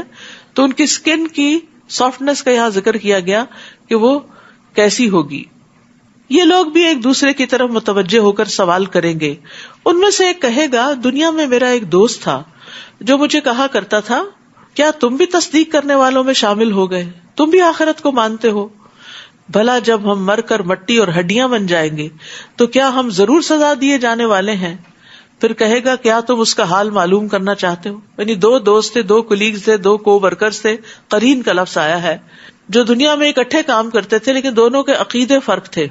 تو جب جنت والا جنت میں پہنچ جائے گا تو اس سے کہا جائے گا کیا تم نے دیکھنا ہے کہ تمہارا وہ دوست جو آخرت کو نہیں مانتا تھا اس کا انجام کیا ہوا؟ پھر جب وہ جھانکے گا تو اسے جہنم کے عین درمیان میں دیکھے گا اور کہے گا اللہ کی قسم تم مجھے ہلاک کر کے ہی چھوڑتے، یعنی تم تو اپنے اس عقیدے پر مجھے بھی لانے والے تھے، اور اگر مجھ پر میرے رب کا احسان نہ ہوتا تو میں بھی مجرموں کی طرح حاضر کیے ہوئے لوگوں میں شامل ہوتا، یعنی جہنم میں حاضر کیے ہوئے. تو اس آیت میں ایک طرح سے برے ساتھیوں اور برے ہم نشینوں سے بچ کے رہنے کی نصیحت کی گئی ہے. اور خاص طور پر اس چیز سے بچنے کی جس چیز کی طرف وہ دعوت دیتے ہیں، ہلاکت کے کام جن کو وہ مزین کر کے پیش کرتے ہیں. تو یاد رکھیے بری دوستی کے برے ہی اثرات ہوتے ہیں. رسول اللہ صلی اللہ علیہ وسلم نے فرمایا نیک صالح ساتھی کی مثال کستوری والے کی مانند ہے. اگرچہ تجھے اس سے کستوری نہ بھی ملے تو تجھے اس کی خوشبو تو ضرور پہنچے گی. اور برے ساتھی کی مثال بھٹی والے کی طرح ہے، اگر تجھے اس کی کالک نہ بھی لگی تو تجھے اس کا دھواں ضرور آئے گا. تو اس لیے انسان کو ہمیشہ اچھے لوگوں میں بیٹھنا چاہیے، ورنہ اگر انسان کی کمپنی اچھی نہیں تو وہ انسان کو اپنی طرف کھینچ لے گی. نبی صلی اللہ علیہ وسلم نے فرمایا مومن آدمی کے علاوہ کسی کی صحبت اختیار نہ کرو، اور تمہارا کھانا سوائے متقی کے کوئی نہ کھائے، کیونکہ قیامت کے دن متقین کے علاوہ سب ایک دوسرے کے دشمن ہو جائیں گے. اور اچھے دوستوں کی دعا بھی کرنی چاہیے. علقمہ کہتے ہیں جب میں شام آیا تو میں نے 2 رکعت نماز پڑھ کر یہ دعا کی، اللہم یسر لی جلیسا صالحا، اے اللہ مجھے کوئی نیک ساتھی عطا کر، نیک دوست عطا کر. پھر میں ایک قوم کے پاس آیا اور ان کی مجلس میں بیٹھ گیا. تھوڑی ہی دیر بعد ایک بزرگ آئے اور میرے پاس بیٹھ گئے. میں نے پوچھا یہ کون ہے؟ لوگوں نے بتایا یہ ابو درداء ہیں، صحابی ہیں. اس پر میں نے عرض کیا میں نے اللہ سے دعا کی تھی کہ مجھے کوئی نیک ساتھی عطا فرما، تو اللہ نے آپ کو مجھے عطا کر دیا. حالانکہ وہ اس مجلس کے اندر ہی بیٹھے ہوئے تھے. تو ایون مجلس میں بھی اگر آپ کے ساتھ کوئی ایسا شخص بیٹھا ہوتا ہے کہ جس کی پوری توجہ خیر کی بات سننے کی طرف ہوتی ہے تو آپ کا وقت بھی بہت اچھا گزرتا ہے. لیکن اگر وہ ادھر ادھر کی چیزوں میں مشغول رہے، کبھی ادھر دیکھے کبھی ادھر دیکھے، تو اس سے آپ بھی ڈسٹریکٹ ہوتے ہیں. افما نحن بمیتین الا موتتنا الاولی وما نحن بمعذبین. پھر وہ خوشی سے اپنے دل میں کہے گا کیا اب تو ہمیں موت نہیں آئے گی؟ ہمیں پہلی ہی بار مرنا تھا جو مر چکے، اور اب ہمیں عذاب بھی نہیں ہوگا. ان ھذا لہو الفوز العظیم، یقیناً یہ بہت بڑی کامیابی ہے. لمثل ھذا فلیعمل العاملون، ایسی ہی کامیابی کے لیے عمل کرنے والوں کو عمل کرنے چاہیے. یعنی جو لوگ چاہتے ہیں کہ وہ بھی اس طرح کی جنت میں پہنچے تو انہیں کچھ کرنا چاہیے، کیونکہ جنت صرف باتوں سے نہیں ملتی، اس کے لیے عملی اقدام کرنے پڑتے ہیں. اذالک خیر نزلا ام شجرۃ الزقوم، بتاؤ ایسی مہمانی اچھی ہے یا زقوم کے درخت کی مہمانی؟ زقوم کا ایک قطرہ بھی دنیا میں ٹپکا دیا جائے تو زمین والوں کی زندگی تلخ کر دے. تو سوچنے کی بات ہے کہ جس کا ایک قطرہ اتنا کڑوا ہے، قطرہ، تو زقوم کیسا ہوگا؟ دنیا میں ذرا سا ذائقہ بدل جائے نا چیز کا تو ہم رکھ دیتے ہیں، یا اپنی پسند کا نہ ہو، اچھے سے اچھا کھانا بنا ہوا اگر اپنی مرضی کا نہ ہو تو ہم کیا کرتے ہیں؟ ہم کھاتے نہیں. تو وہاں پسند کی تو خیر بہت ہی دور کی بات ہے، جو ہوگا وہ اتنا زہریلا ہوگا، اتنا تکلیف دہ ہوگا کہ اس کے علاوہ کوئی اور آپشن بھی نہیں ہوگی. دنیا میں تو اور آپشنز ہو جاتی ہیں نا. انا جعلناها فتنة للظالمین، جسے ہم نے ظالموں کے لیے ایک آزمائش بنا دیا. وہ ایسا درخت ہے جو جہنم کی تہ سے نکلتا ہے، اس کے شگوفے ایسے ہیں جیسے شیطانوں کے سر، یعنی دیکھنے میں بھی بھیانک، نہ اس کا رنگ، نہ اس کا ذائقہ، نہ اس کی شکل. کیونکہ آپ دیکھیے دنیا میں اللہ تعالیٰ نے جتنی بھی چیزیں پیدا کی نا، ان کو ایک مخصوص شیپ دی ہے، ایک مخصوص رنگ دیا ہے، ٹیکسچر دیا ہے، ذائقہ دیا، خوشبو دی ہے، کتنا کچھ اس کے ساتھ. لیکن جہنم میں جو کھانے کو ملے گا وہ انتہائی بھیانک ہوگا. اہل دوزخ اسی کو کھائیں گے، استغفر اللہ، اور اس سے اپنے پیٹ بھریں گے. پھر اس پر انہیں پینے کو پیپ ملا کھولتا پانی ملے گا. اصل میں کڑوی چیز جب انسان کھا لیتا ہے، جیسے کریلے، تو پیاس لگتی ہے. تو یہ زقوم کھانے کے بعد ان کو شدید پیاس لگے گی، اور جب وہ پانی پینے کو مانگیں گے تو پینے کو ان کو پیپ اور کھولتا پانی ملے گا. پھر انہیں دوزخ کی طرف لوٹنا ہوگا. انہوں نے اپنے آباء و اجداد کو گمراہی پایا تو انہی کے نقش قدم پر دوڑنے لگے، حالانکہ ان سے پہلے بہت سے گزشتہ لوگ گمراہ ہو چکے تھے. بلا شبہ ہم نے ان میں ڈرانے والے بھیجے تھے، پھر دیکھ لو جنہیں ڈرایا گیا تھا ان کا انجام کیا ہوا. ان میں سے صرف اللہ کے مخلص بندے ہی محفوظ رہے. اور ہمیں نوح نے پکارا تو دیکھو ہم کیا خوب دعا قبول کرنے والے ہیں، اور ہم نے انہیں اور ان کے گھر والوں کو شدید بے چینی سے نجات دی. وَنَجَّيْنَاهُ وَأَهْلَهُ مِنَ الْكَرْبِ الْعَظِيمِ، تو جب آپ دعا کیا کریں نا تو کہا کرے یا اللہ جس طرح تو نے نوح علیہ السلام اور ان کے گھرانے کو شدید کرب سے نجات دی تھی تو مجھے بھی کرب سے نجات دے. یعنی کوئی بھی چیز جو آپ کو تکلیف دے رہی ہو، بادر کر رہی ہو، تو قرآن میں جو چیزیں آئی ہیں یا اللہ تعالیٰ کے نام ہیں ان کا واسطہ دے کے پھر انسان کو دعا کرنی چاہیے. اور صرف انہی کی اولاد کو باقی رکھا اور بعد میں آنے والی نسلوں میں ان کا ذکر خیر چھوڑ دیا. سلام ہو نوح پر جہان والوں میں، ہم نیکی کرنے والوں کو ایسا ہی صلہ دیا کرتے ہیں، بلا شبہ وہ ہمارے مومن بندوں میں سے تھا. ثم اغرقنا الآخرین، پھر ہم نے باقی لوگوں کو غرق کر دیا. اور اسی نوح کے پیروکاروں میں ابراہیم بھی تھے، جبکہ وہ اپنے رب کے ہاں صاف دل لے کر آئے. اذ جاء ربہ بقلب سلیم، قلب سلیم جو شرک اور شک سے پاک ہوتا ہے. یقین بہت بڑی دولت ہے. انسان کا جتنا زیادہ کسی چیز پر یقین ہوتا ہے اتنا ہی زیادہ پھر اس سے وہ فائدہ اٹھاتا ہے. مثلاً ہمیں جب یقین ہوتا ہے نا کہ یہ کھانا مجھے طاقت دے گا، میری بھوک مٹائے گا، تو ہم اس کو شوق سے کھا لیتے ہیں. یہ دوا میرا سر درد دور کر دے گی، کیونکہ آپ کو کوئی ایکسپیرینس ہوتا ہے پچھلا جس کی بنا پر آپ کو یقین ہوتا ہے کہ نہیں میں نے جب بھی کھائی تھی تو مجھے آرام آ گیا تھا، اب بھی کھاؤں گی تو اس سے انشاءاللہ آرام آ جائے گا. تو آپ اس کو اگر گھر میں نہ بھی ہو تو خریدنے چلے جاتے ہیں، منگواتے ہیں. اپنے ملک میں نہ ملے تو دوسرے ملک سے منگواتے ہیں. کیا ہے؟ یقین ہے نا اس کے پیچھے. اسی طرح جس کو مرنے کا یقین ہو وہ پھر اس کی تیاری کرتا ہے. جیسے سفر کا یقین ہو، اگر آپ کا ٹکٹ آ چکا ہے، ویزا آ چکا ہے، تو آپ سفر کرنے کے لیے پوری تیاری شروع کر دیں گے. اور جب تک آپ کا ویزا نہیں آتا تو پھر کیا ہوتا ہے؟ آپ تیاری نہیں کرتے، کیونکہ آپ شک کی حالت میں، پتہ نہیں جانا ہے یا نہیں جانا، جب جانا ہوگا تو دیکھیں گے. تو شک جو ہے وہ عمل کی قوت چھین لیتا ہے، لیکن یقین سے عمل کی قوت بڑھتی ہے.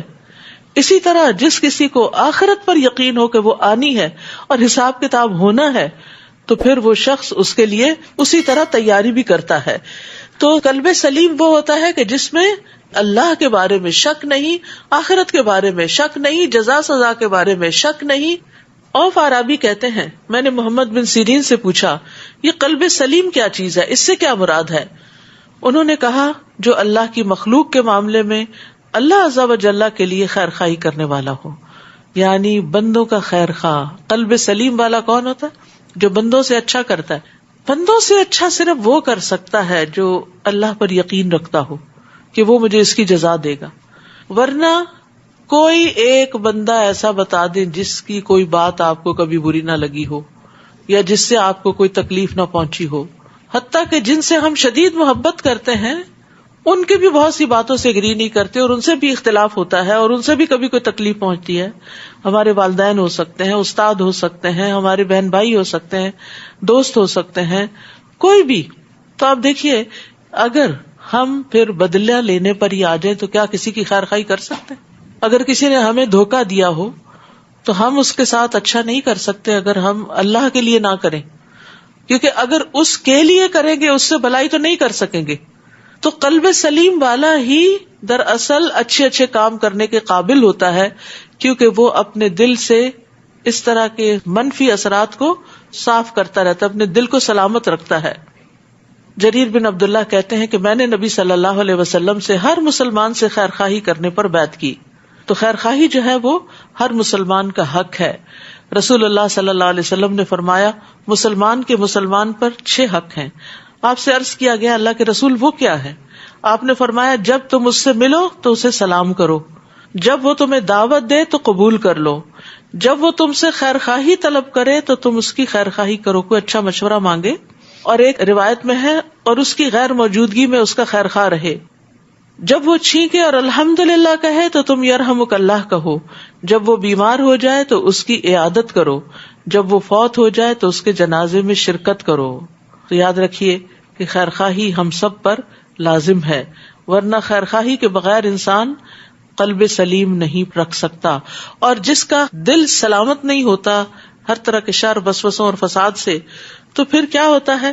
انسان ہر وقت منفی باتیں کرتا ہے، لوگوں سے صرف شکوے شکایت کرتا ہے.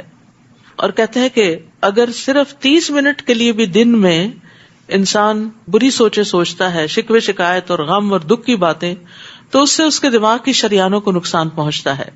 MRI کے مختلف نتائج کا جب جائزہ لیا گیا تو پتہ چلا کہ منفی سوچیں، سٹریس، ناخوش رہنا دماغ کے ایک خاص حصے کو سکیڑ دیتا ہے، جس کی وجہ سے انسان نئی چیزیں نہیں سیکھ سکتا، جس کی وجہ سے انسان کے جذبات کے اندر پوری طرح ٹھہراؤ نہیں ہوتا، یعنی کہ وہ ایموشنلی بھی انسٹیبل ہو جاتا ہے. تو اس لیے بہت ضروری ہے کہ نیک اعمال کرنے کے لیے ہمارا قلب سلیم ہو، دل سلیم ہو. تو ابراہیم علیہ السلام کی خوبی کیا تھی؟ اذ جاء ربہ بقلب سلیم، وہ اپنے رب کے پاس سلامت دل لے کر آئے. جب انہوں نے اپنے باپ اور اپنی قوم سے پوچھا تم کن چیزوں کی عبادت کرتے ہو، کیا تم اللہ کو چھوڑ کر جھوٹ گھڑے ہوئے الہ چاہتے ہو؟ پھر تمہارا رب العالمین کے بارے میں کیا خیال ہے؟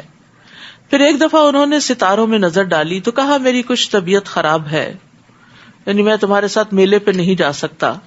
چنانچہ وہ لوگ انہیں پیچھے چھوڑ کر چلے گئے تو ابراہیم چپکے سے ان کے معبودوں کی طرف گئے اور کہنے لگے تم کھاتے کیوں نہیں؟ تمہیں کیا ہو گیا ہے؟ تم تو بولتے بھی نہیں. پھر وہ ان پہ پل پڑے اور دائیں ہاتھ سے خوب ضربیں لگائیں.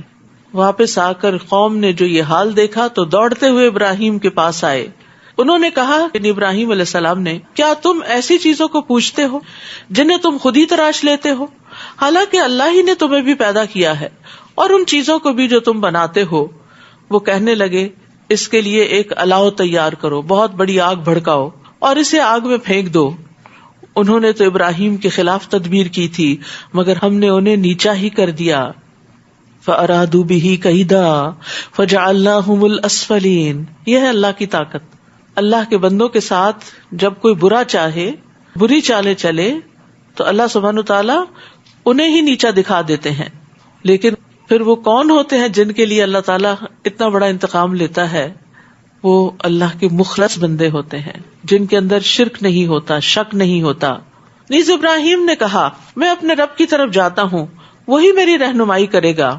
یعنی رب کی عبادت کے لیے ہجرت کی انہوں نے، یعنی اپنے قوم، قبیلے اور اپنے تمام لوگوں کو چھوڑ کر اللہ کی عبادت کے لیے اپنا وطن چھوڑ دیا. رسول اللہ صلی اللہ علیہ وسلم نے فرمایا سب سے افضل لوگوں میں سے یہ بہتر وہ آدمی ہے جو اللہ کے راستے میں اپنے مال اور اپنی جان سے جہاد کرتا ہے.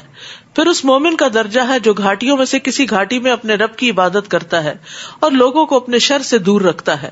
تو یہ گھاٹی ہو یا آپ کا گھر ہو، اپنی عبادت پہ انسان فوکس کرے اور دوسرے لوگوں کو ستائے نہیں. کیونکہ افسوس کے ساتھ کہنا پڑتا ہے کہ بہت سے گھرانوں میں بعض اوقات بزرگ خواتین ہی نماز، روزہ، عبادت ہر چیز کر رہے ہوتے ہیں، لیکن اس کے ساتھ ساتھ بہوؤں کو، بچوں کو، گھر والوں کو تنگ کرنے میں بھی کوئی کسر نہیں اٹھا رکھتے. تو ایسا کرنا جو ہے یہ انسان کو صالحین میں شامل نہیں ہونے دیتا. تو افضل انسان کون ہے، بہترین انسان کون ہے؟ جو اپنے رب کی عبادت کرتا ہے اور لوگوں کو اپنے شر سے دور رکھتا ہے.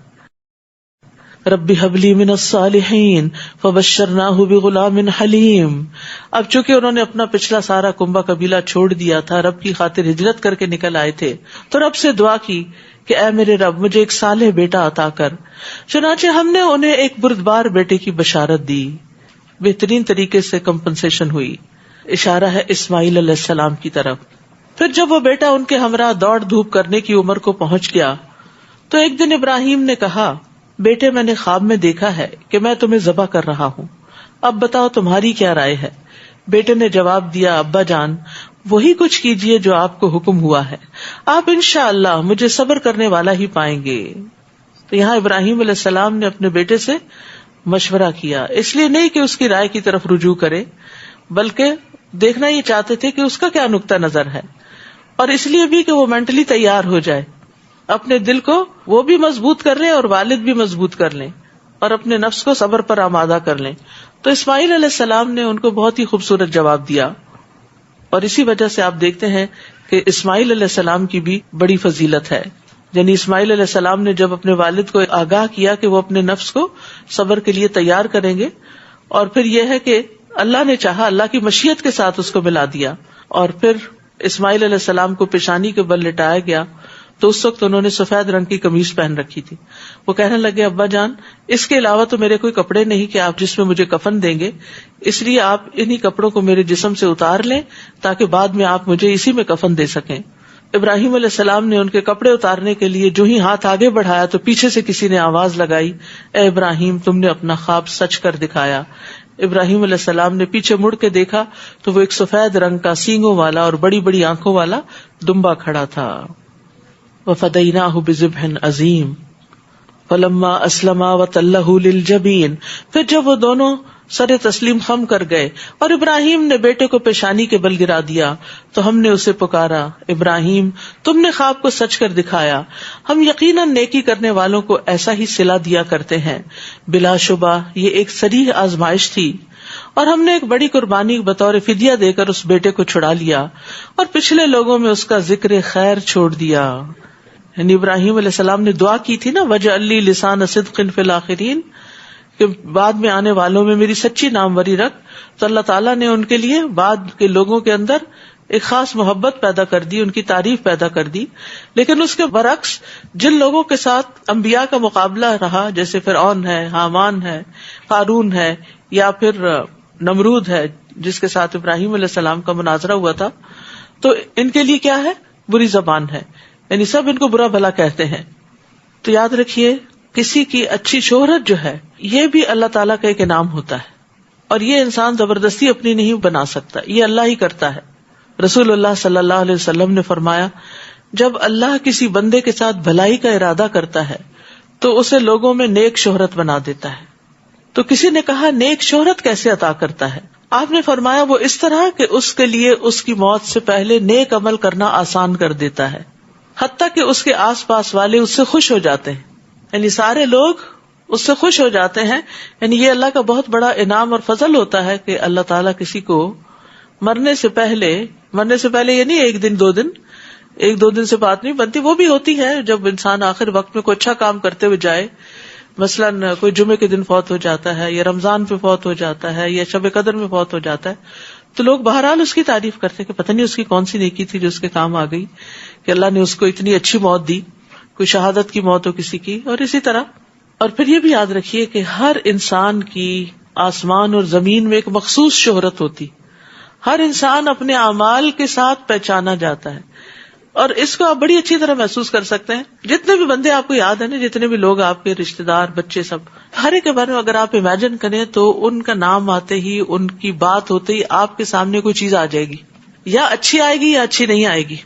تو وہ کیا امیج آتا ہے آپ کے دل میں کسی کے بارے میں؟ کیا اس کی کوئی نیکی آتی ہے، یا اس کی کوئی برائی آتی ہے، یا اس کی کوئی بدمزاجی آتی ہے، یا اس نے جو آپ کو کوئی دکھ دیا ہو، یا کوئی آپ سے لڑائی جھگڑا کیا ہو، یا آپ کے سامنے کوئی بری حرکتیں کی ہوں؟ تو ہم سب کو بھی سوچنا چاہیے کہ ہم اپنے کیا آثار چھوڑ رہے ہیں، کیا اثرات چھوڑ رہے ہیں، اور ہمارا نام سنتے ہی کیا چیز ڈومیننٹ ہوتی ہے، لوگوں کے ذہن میں کیا امیج آتا ہے۔ رسول اللہ صلی اللہ علیہ وسلم نے فرمایا، ہر آدمی کی آسمان میں مخصوص شہرت ہوتی ہے، اگر وہ شہرت آسمان میں اچھی ہو تو زمین میں بھی اچھی شہرت رکھ دی جاتی ہے، اور اگر آسمان والی شہرت ہی بری ہو تو زمین میں بھی بری شہرت رکھ دی جاتی ہے۔ استغفر اللہ۔ رسول اللہ صلی اللہ علیہ وسلم نے فرمایا، قریب ہے کہ تم جنت والوں کو دوزخ والوں میں سے پہچان لو گے، یعنی دنیا میں بھی تمہیں کچھ پہچان ہو جائے گی۔ لوگوں نے عرض کیا، یا رسول اللہ کس طرح؟ آپ نے فرمایا، اچھی تعریف کرنے سے اور بری تعریف کرنے سے۔ تم میں سے بعض پر اللہ کے گواہ ہیں۔ انس رضی اللہ عنہ کہتے ہیں کہ میں نبی صلی اللہ علیہ وسلم کے ساتھ بیٹھا تھا، اتنی دیر میں ایک جنازہ وہاں سے گزرا۔ آپ نے فرمایا، یہ کس کا جنازہ ہے؟ صحابہ نے کہا، یہ فلاں آدمی کا جنازہ ہے جو اللہ اور اس کے رسول سے محبت کرتا تھا، اللہ کی اطاعت کرتا تھا، اور اس معاملے میں کوشش کرتا تھا، یعنی کوشش کر کے اطاعت کرتا تھا۔ تو رسول اللہ صلی اللہ علیہ وسلم نے فرمایا، واجب ہو گئی، واجب ہو گئی، واجب ہو گئی۔ اتنے میں ایک اور جنازہ گزرا، اس کے بارے میں صحابہ نے کہا، یہ فلاں آدمی کا جنازہ ہے جو اللہ اور اس کے رسول سے بغض رکھتا تھا، اللہ کی نافرمانی کرتا تھا، اور اس معاملے میں بھاگ دوڑ کرتا تھا۔ آپ نے فرمایا، واجب ہو گئی، واجب ہو گئی، واجب ہو گئی۔ صحابہ نے پوچھا، اللہ کے رسول، آپ نے ایک جنازے کی تعریف کی ہے اور دوسرے کی مذمت کی ہے، آپ نے دونوں کے بارے میں فرمایا، واجب ہو گئی، واجب ہو گئی، واجب ہو گئی۔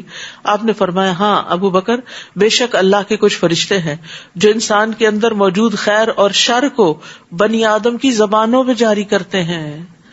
اللہ کے کچھ فرشتے ہیں، وہ فرشتے انسانوں کے دلوں میں وہ بات ڈالتے ہیں جو کسی کے بارے میں یا اچھی ہوتی ہے یا بری ہوتی ہے، یعنی خیر یا شر القاء کرتے ہیں۔ اس کے دل میں وہ بات ڈالتے ہیں اور پھر اس کے مطابق وہ اپنی رائے دیتا ہے. آپ دیکھیے اکثر لوگ جب پوچھتے ہیں نا آپ سے ریکمینڈیشن لیتے ہیں, فلاں کو آپ ریکمینڈ کرتے ہیں جاب کے لیے یا رشتے کے لیے یا فلاں چیز کے لیے, تو اس وقت لوگ عام طور پر پھر وہ کبھی تو چھپا جاتے ہیں لیکن کبھی بڑی سچی بات بھی کر جاتے ہیں. تو دنیا میں بھی لوگوں کی ریکمینڈیشنز ہوتی ہیں, ان میں تو جھوٹ بھی چل جاتا ہے, دھوکا بھی چل جاتا ہے, لیکن اللہ کے فرشتے نہ دھوکا دیتے ہیں نہ جھوٹ بولتے ہیں. اب اس کا یہ مطلب نہیں کہ ہم کوئی دکھاوے کے ایسے کام شروع کر دیں کہ لوگ دیکھ دے کے واہ واہ کریں اور ہماری تعریفیں شروع کر دیں. نہیں, اگر آپ چھپا کے بھی انتہائی چھپا کے کام کریں گے, انتہائی چھپا کے نیکی کا کام کریں گے, اس نیکی کے بھی اثرات ظاہر ہو جائیں گے. یہ کیسے ہو سکتا ہے کہ ایک بیج زمین میں ڈالا جائے اور پھر وہ پھوٹ کے باہر نہ نکلے؟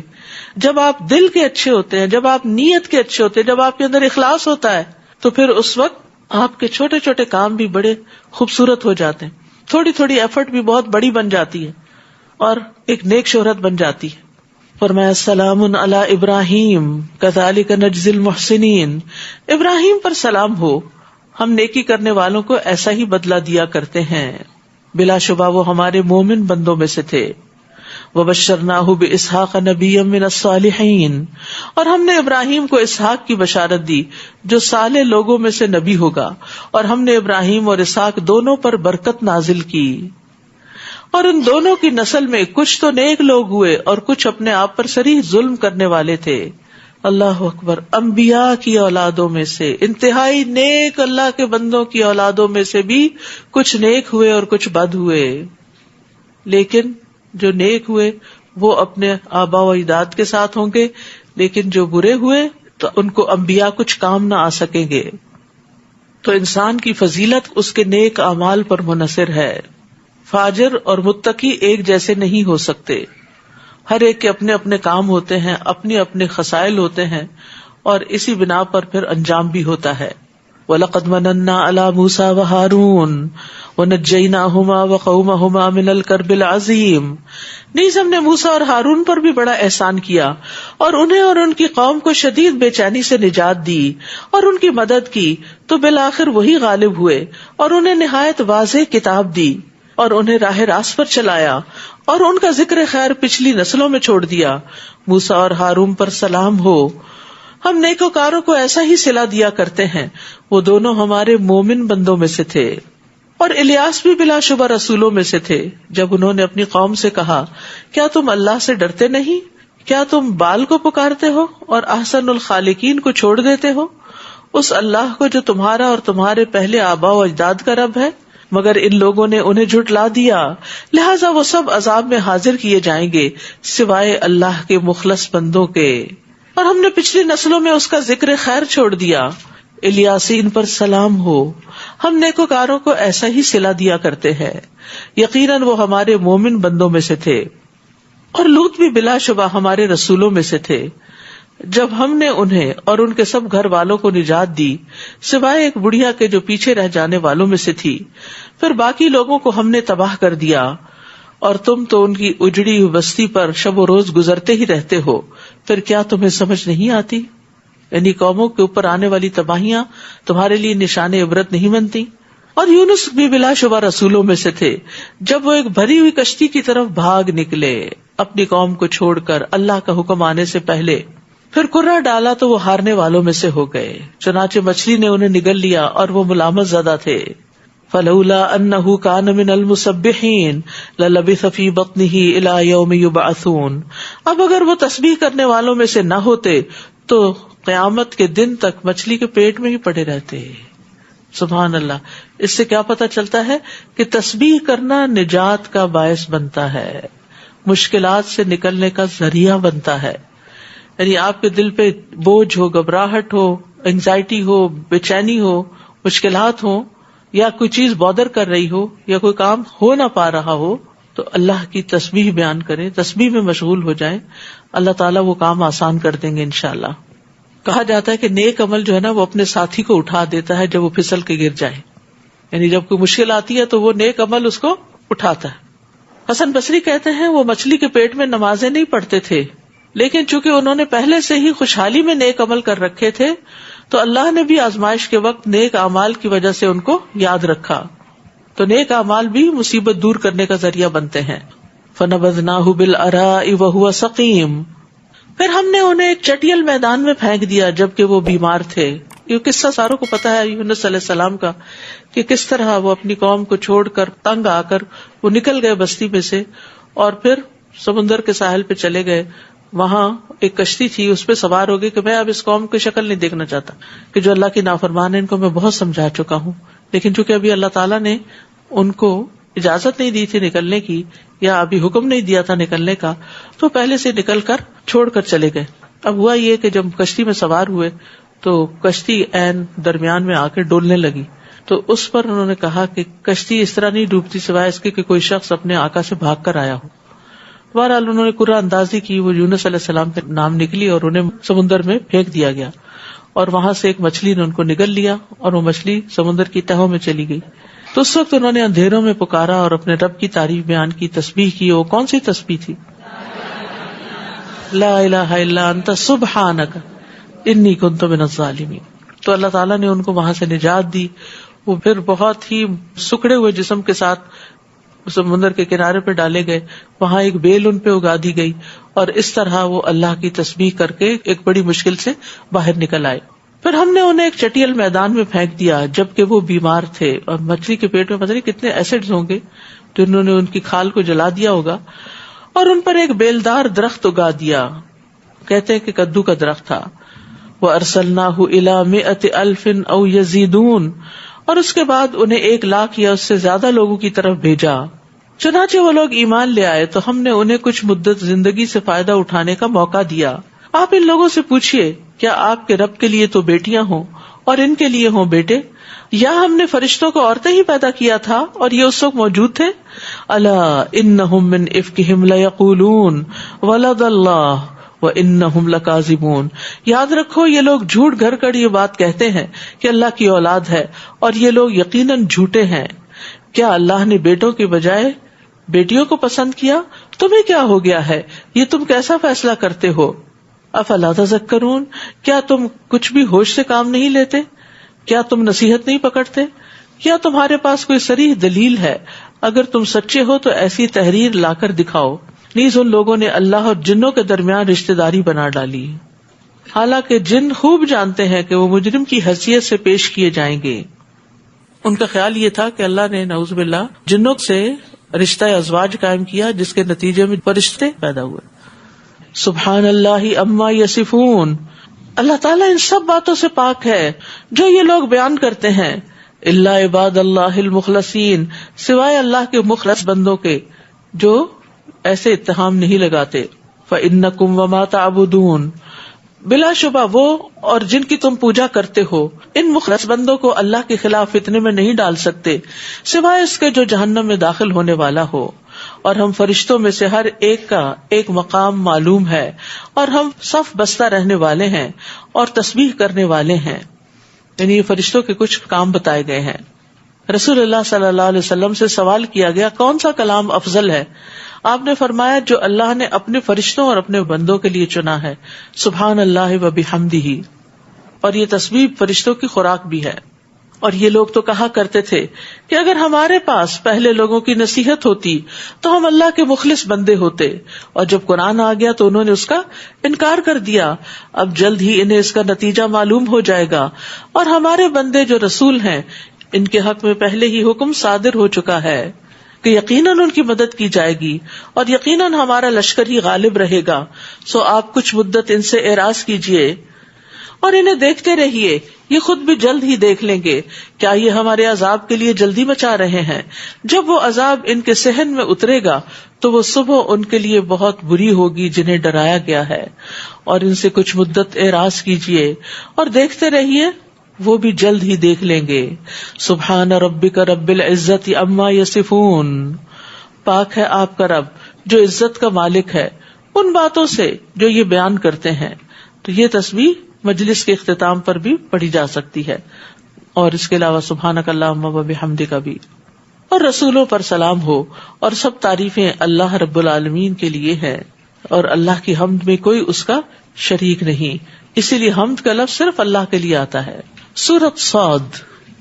بسم اللہ الرحمن الرحیم صاد والقرآن ذی الذکر بل الذین کفروا فی عزة وشقاق کم اہلکنا من قبلہم من قرن فنادوا ولا تحین مناص وعجبوا أن جاءهم منذر منهم وقال الكافرون هذا ساحر كذاب أجعل الآلهة إلها واحدا إن هذا لشيء عجاب.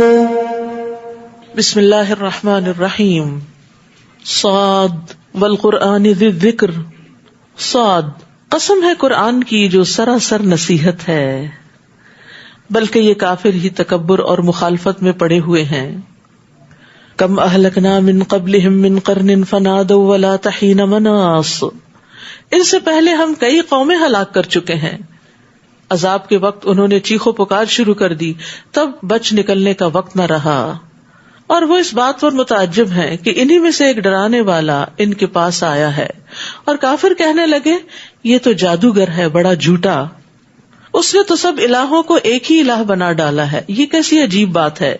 اور ان کے سردار چل کھڑے ہوئے اور کہنے لگے چلو اور اپنے الہوں کی عبادت پر ڈٹے رہو، یہ بات تو کسی اور ہی ارادے سے کہی جا رہی ہے جو ہم نے آخری ملت میں بھی نہیں سنی، یہ تو بس ایک من گھڑت بات ہے.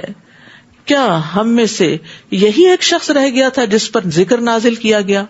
بلکہ وہ میرے ذکر کے بارے میں ہی شک میں پڑے ہیں، اور یہ اس لیے ہے کہ انہوں نے ابھی تک میرے عذاب کا مزہ نہیں چکھا.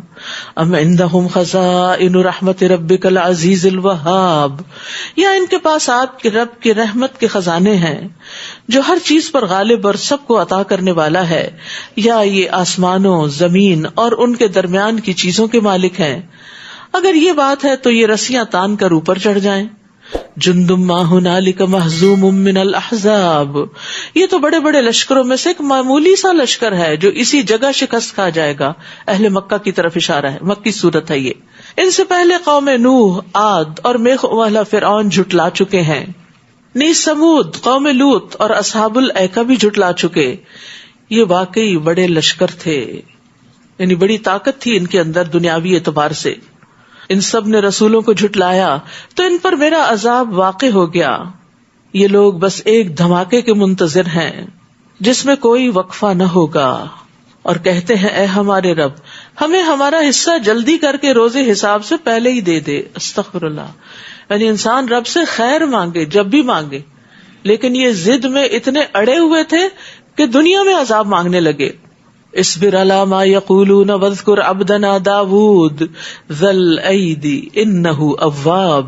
نبی صلی اللہ علیہ وسلم کو تسلی دی جا رہی ہے، آپ ان کی باتوں پر صبر کیجئے اور ہمارے بندے داؤد کو یاد کیجئے علیہ السلام. بلا شبہ وہ صاحب قوت اور ہماری طرف رجوع کرنے والے تھے. یعنی قوت نے انہیں سرکش نہیں بنایا تھا بلکہ شکر گزار بنا دیا. ہر بات میں اللہ کی طرف رجوع کرتے، اپنے اوپر بھروسہ نہیں تھا. ہم نے پہاڑوں کو مسخر کر دیا تھا کہ وہ صبح و شام اس کے ساتھ مل کر تسبیح کرتے تھے. داؤد علیہ السلام کی آواز بڑی خوبصورت تھی، اس لیے ان کی قرات بہت خوبصورت تھی، اور زبور کی قرات کو ان کے لیے بہت آسان کر دیا گیا تھا. چنانچہ وہ اپنی سواری پر زین کسنے کا حکم دیتے اور زین کسے جانے سے پہلے ہی پوری زبور پڑھ لیتے، اور وہ صرف اپنے ہاتھوں کی کمائی کھاتے تھے. یہ ان کی خاص خصوصیات ہیں. اور پرندوں کو بھی جو جمع ہو جاتے تھے وہ سب ان کی تسبیح کی طرف متوجہ ہو جاتے. سبحان اللہ. راتوں کو بھی عبادت کرتے اور دن کو بھی اللہ کی تسبیح کرتے، کیونکہ رات کو تو پرندے نہیں آتے نا، تو دن کو مخصوص اوقات میں جب کرتے ہوں گے تو کس طرح ہر چیز سمٹ جاتی تھی، ان کی طرف متوجہ ہو جاتی. اور ہم نے ان کی سلطنت کو مضبوط بنا دیا تھا. ہم نے انہیں حکمت عطا کی اور فیصلہ کن گفتگو کرنے کی صلاحیت عطا کی. وفصل الخطاب، یہ بھی بڑی خوبیوں میں سے خوبی ہے کہ انسان کے اندر فیصلہ کرنے کی صلاحیت ہو، ڈیسیژن پاور ہو، اور اس کے ساتھ ساتھ حکمت بھی ہو. تو اب آپ دیکھیے کہ داؤد علیہ السلام ہو یا سلیمان علیہ السلام، ان کے اندر دین اور دنیا کا بہترین امتزاج ملتا ہے، بہترین بیلنس ملتا ہے. دنیاوی اعتبار سے بھی وہ بہت زیادہ ایڈوانس تھے اور دین میں بھی وہ بہت آگے تھے. وَالطَّيْرَ مَحْشُورَةً كُلٌّ لَهُ أَوَّابٌ، اور پرندوں کو بھی جو جمع ہو جاتے تھے وہ سب ان کی تسبیح کی طرف متوجہ ہو جاتے تھے. اور ہم نے ان کی سلطنت کو مضبوط بنا دیا تھا، ہم نے انہیں حکمت عطا کی تھی اور فیصلہ کن گفتگو عطا کی تھی. بھلا آپ کے پاس ان مقدمہ والوں کی خبر پہنچی جو دیوار پھاند کر محراب میں جا پہنچے تھے؟ جب وہ داؤد کے پاس پہنچے تو وہ انہیں دیکھ کر گھبرا گئے. وہ کہنے لگے ڈرو نہیں، ہم مقدمے کے 2 فریق ہیں جن میں سے ایک نے دوسرے پر زیادتی کی ہے، لہذا ہمارے درمیان انصاف سے فیصلہ کیجیے اور زیادتی نہ کیجیے اور ہمیں سیدھی راہ بتائیے. یہاں پر آپ دیکھیے کہ ایک طرف ان کو اتنی نعمتیں ملی ہیں اور دوسری طرف طرح طرح کے امتحانوں سے بھی گزرتے ہیں. اب یہ بھی ایک امتحان تھا کہ بادشاہ کے گھر میں اچانک کوئی آ جائے اور وہ بھی دروازے سے نہیں دوسرے رستے سے، تو یہ ایک انہونی سی چیز تھی. یعنی جو چیز اچانک آ جاتی ہے وہ انسان کے لیے کتنی پریشان کن ہوتی ہے. تو بہرحال ان کو دیکھ کے جو ایک نیچرل سی فطری سی بات ہوتی ہے، انسان کے اندر ایک خوف کی لہر دوڑ جاتی. آپ اگر اچانک اپنے گھر میں کسی کو دروازہ کھولتے ہوئے دیکھ لیں تو آپ کی کیفیت کیا ہوگی؟ تو یہاں بھی کچھ ایسا ہی ہوا. جب وہ داؤد کے پاس آ پہنچے تو وہ انہیں دیکھ کر گھبرا گئے کہ پتہ نہیں کسی بری نیت سے آئے ہیں یہ. وہ کہنے لگے ڈرو نہیں، ہم مقدمہ کے 2 فریق ہیں جن میں سے ایک نے دوسرے پر زیادتی کی ہے، لہٰذا ہمارے درمیان انصاف سے فیصلہ کیجیے اور زیادتی نہ کیجیے اور ہمیں سیدھی راہ بتائیے. یہ میرا بھائی ہے، اس کے پاس 99 دمبیاں ہیں اور میرے پاس صرف ایک ہی دمبی ہے. اب یہ کہتا ہے وہ بھی مجھے دے دو، اور گفتگو میں بھی اس نے مجھے دبا لیا ہے. داؤد علیہ السلام نے جواب دیا کہ اس شخص نے تیری دمبی کو اپنی دمبیوں میں ملانے کے لیے اس کا سوال کر کے تجھ پر ظلم کیا ہے، اور اکثر شریک ایک دوسرے پر زیادتی کرتے ہی رہتے ہیں سوائے ان لوگوں کے جو ایمان لائے اور انہوں نے نیک عمل کیے، اور ایسے لوگ تھوڑے ہی ہیں. اب داؤد کو خیال آیا کہ اس مقدمے سے دراصل ہم نے اس کی آزمائش کی ہے. چنانچہ انہوں نے اپنے رب سے معافی مانگی اور رکوع میں گر گئے اور اس کی طرف رجوع کر لیا. یہ ہوتے ہیں نیک بندے. یعنی داؤد علیہ السلام کی زندگی میں کوئی ایسی چیز تھی کہ جس کی طرف ان کی شاید توجہ نہیں تھی، تو اللہ تعالیٰ نے ان کے سامنے ایک ایسا مقدمہ لا کھڑا کیا کہ جس کو دیکھ کے انہیں اپنی بات یاد آ گئی اور پھر انہوں نے توبہ کر لی. یاد رکھیے ہدایت 2 طرح کی ہوتی ہے. ایک تو ہدایت کتابی ہوتی ہے جو ہمیں کتابوں سے، قرآن سے، سنت سے علم حاصل کر کے پتہ چلتی، اور دوسری ہدایت جو ہوتی ہے وہ بیانی ہوتی ہے. بیانی ہدایت یہ ہے کہ اللہ تعالیٰ آپ کو مختلف واقعات، حادثات، تجربات سے سکھاتے ہیں. کوئی چیز آپ سوچتے ہیں اور وہ ہو جاتی ہے تو آپ سوچتے ہیں کہ مجھے ایسا سوچنا ہی نہیں چاہیے اور صرف اچھا سوچنا چاہیے. اچھی بات ہے، لیکن بہت دفعہ ایسا ہوتا ہے کہ انسان کچھ چیزیں نہیں بھی چاہتا تو وہ ہو جاتی ہیں. اور کبھی ایسا ہوتا ہے کہ انسان جب غور و فکر کرنے لگتا ہے تو اس کے نقطے میں لا لیتا ہے کہ یہ میری زندگی میں بات اس لیے پیش آئی ہے. کبھی انسان ماں باپ کی نافرمانی کرتا ہے تو وہ اپنی اولاد میں نافرمانی دیکھتا ہے، تو اس وقت جس کا دل صاف ہوتا ہے نا اس کو سمجھ آ جاتی کہ یہی رویہ میں نے فلاں وقت اپنے پیرنٹس کے ساتھ کیا تھا. اس وقت توبہ کرنی چاہیے اور والدین کے لیے دعا کرنی چاہیے. اسی طرح کسی انسان کے ساتھ آپ زیادتی کر چکے، آپ نے کسی کو کوئی مخصوص قسم کے لفظ سے پکارا اور کچھ ہی دن کے بعد کسی نے آپ کو وہی کچھ کہا. اب اگر آپ کا دل جاگتا ہے نا تو آپ کو فوراً پتہ چل جاتا ہے کہ میں نے فلاں کے ساتھ ٹھیک نہیں کیا تھا، مجھے اس سے سوری کر لینا چاہیے. اس وقت ہم وقتی طور پر اپنے آپ کو جسٹیفائی بھی کر لیتے ہیں، نہیں یہ تو میں نے اس لیے کیا کیونکہ اس نے مجھے انائے کیا تو میں نے جواب میں اس کو چپ کرایا. لیکن بعض اوقات چپ کرانے کا بھی ایک طریقہ ہوتا ہے، زیادتی کے ساتھ نہیں چپ کرایا جاتا. تو بہرحال اس جگہ پر سلیمان علیہ السلام نے سجدہ بھی کیا تھا، اور یہاں سجدہ کی آیت ہے فَغَفَرْنَا لَهُ ذَلِكَ وَإِنَّ لَهُ عِندَنَا لَزُلْفَىٰ وَحُسْنَ مَآبٍ. تب ہم نے ان کی یہ غلطی معاف کر دی اور ہمارے ہاں یقیناً اسے بڑا قرب ملے گا اور اچھا ٹھکانہ ہوگا. ہم نے ان سے کہا اے داؤد، ہم نے تمہیں زمین میں نائب بنا دیا، خلیفہ بنا دیا، لہٰذا لوگوں میں انصاف سے فیصلہ کرنا اور خواہش نفس کی پیروی نہ کرنا، ورنہ یہ بات تمہیں اللہ کی راہ سے بہکا دے گی. لوگوں میں انصاف کے ساتھ فیصلہ. اور خواہش نفس کی بنا پہ فیصلہ نہیں، فیورٹزم نہیں. جو لوگ اللہ کی راہ سے بہک جاتے ہیں ان کے لیے سخت عذاب ہے، کیونکہ وہ روز حساب کو بھول گئے. اور ہم نے آسمان، زمین اور جو کچھ ان کے درمیان ہے یہ چیزیں فضول ہی پیدا نہیں کر دی. یہ تو ان لوگوں کا گمان ہے جو کفر کرتے ہیں، اور ایسے کافروں کے لیے دوزخ کی آگ سے ہلاکت ہے. یعنی یہ زندگی کھانے پینے عیش و عشرت کے لیے نہیں ملی، بلکہ اپنی اگلی دنیا کے لیے کمائی کرنے کو ملی ہے. ام نجعل الذین آمنوا وعملوا الصالحات کالمفسدین فی الارض ام نجعل المتقین کالفجار. کیا ہم ان لوگوں کو جو ایمان لائے اور نیک عمل کیے ان لوگوں کی طرح کر دیں گے جو زمین میں فساد کرتے پھرتے ہیں؟ دونوں کا انجام برابر ہو جائے. یا ہم پرہیزگاروں اور بدکاروں کو یکساں کر دیں گے، ایک ہی جگہ کھڑے کر دیں گے؟ ایسا ہی ہوگا؟ نہیں. اچھے کام کا بدلہ اچھا ہے اور برے کا برا. وامتازوا اليوم ایھا المجرمون. جتنے مجرم ہوں گے ان کو نیک لوگوں سے الگ کر کے ایک طرف کر دیا جائے گا، اور انسان اس کے ساتھ ہوگا جس سے وہ محبت کرتا ہوگا یا جیسے وہ کام کرتا ہوگا. تو کیا ہم پرہیزگاروں اور بدکاروں کو یکساں کر دیں؟ کتاب انزلناہ الیک مبارک لیدبروا آیاتہ ولیتذکر اولو الالباب. جو کتاب ہم نے آپ کی طرف نازل کی بڑی بابرکت ہے تاکہ لوگ اس کی آیات میں غور و فکر کریں اور اہل عقل و دانش اس سے سبق حاصل کریں.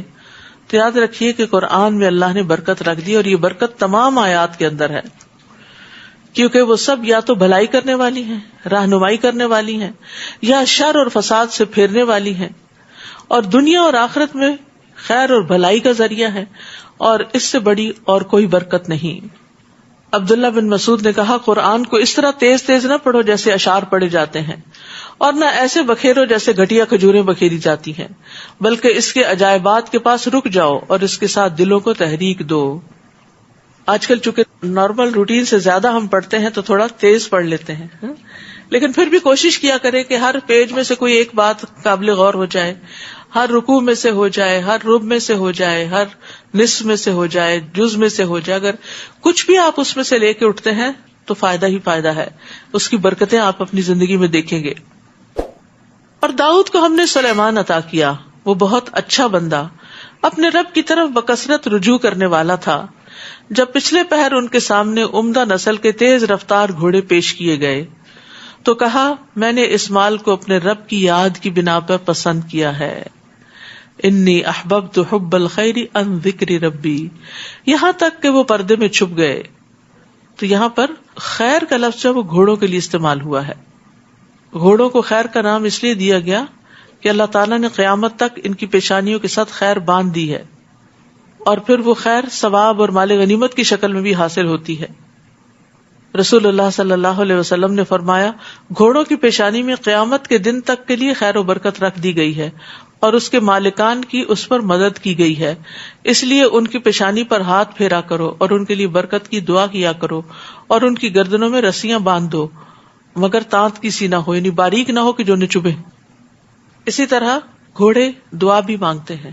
سنن نسائی کی روایت، ابو ذر کہتے ہیں کہ رسول اللہ صلی اللہ علیہ وسلم نے فرمایا، ہر عربی گھوڑے کو رات کے آخری حصے میں 2 دفعہ دعا کی اجازت دی جاتی ہے. دعا کرتا ہے، اللہم خولتنی من خولتنی من بنی آدم وجعلتنی لہ فجعلنی احب اہلہ ومالہ الیہ. اے اللہ، تو نے مجھے بنی آدم میں سے جس شخص کے بھی حوالے کر دیا اور مجھے اس کی ملکیت میں دے دیا، تو مجھے اس کے ہاں اس کے محبوب ترین مال اور اہل و عیال میں سے بنا دے. یعنی میری محبت بھی پھر اس کے دل میں ڈال دے. کیونکہ ظاہر گھوڑے ہیں، ان کی اپنی چوائس تو نہیں ہوتی، لوگ خرید لیتے ہیں جا کے، پھر جو خرید لیتا ہے وہ اپنے طور پر سدھاتا ہے اس کو اور اس سے کام لیتا ہے. تو بعض اوقات ایک کا سدھایا ہوا دوسرے کے کام نہیں آتا. ردوہا علی فتفق مسحا بالسوق والآناق. آپ نے حکم دیا ان گھوڑوں کو میرے پاس واپس لاؤ. تو آپ ان کی پنڈلیوں اور گردنوں پر ہاتھ پھیرنے لگے.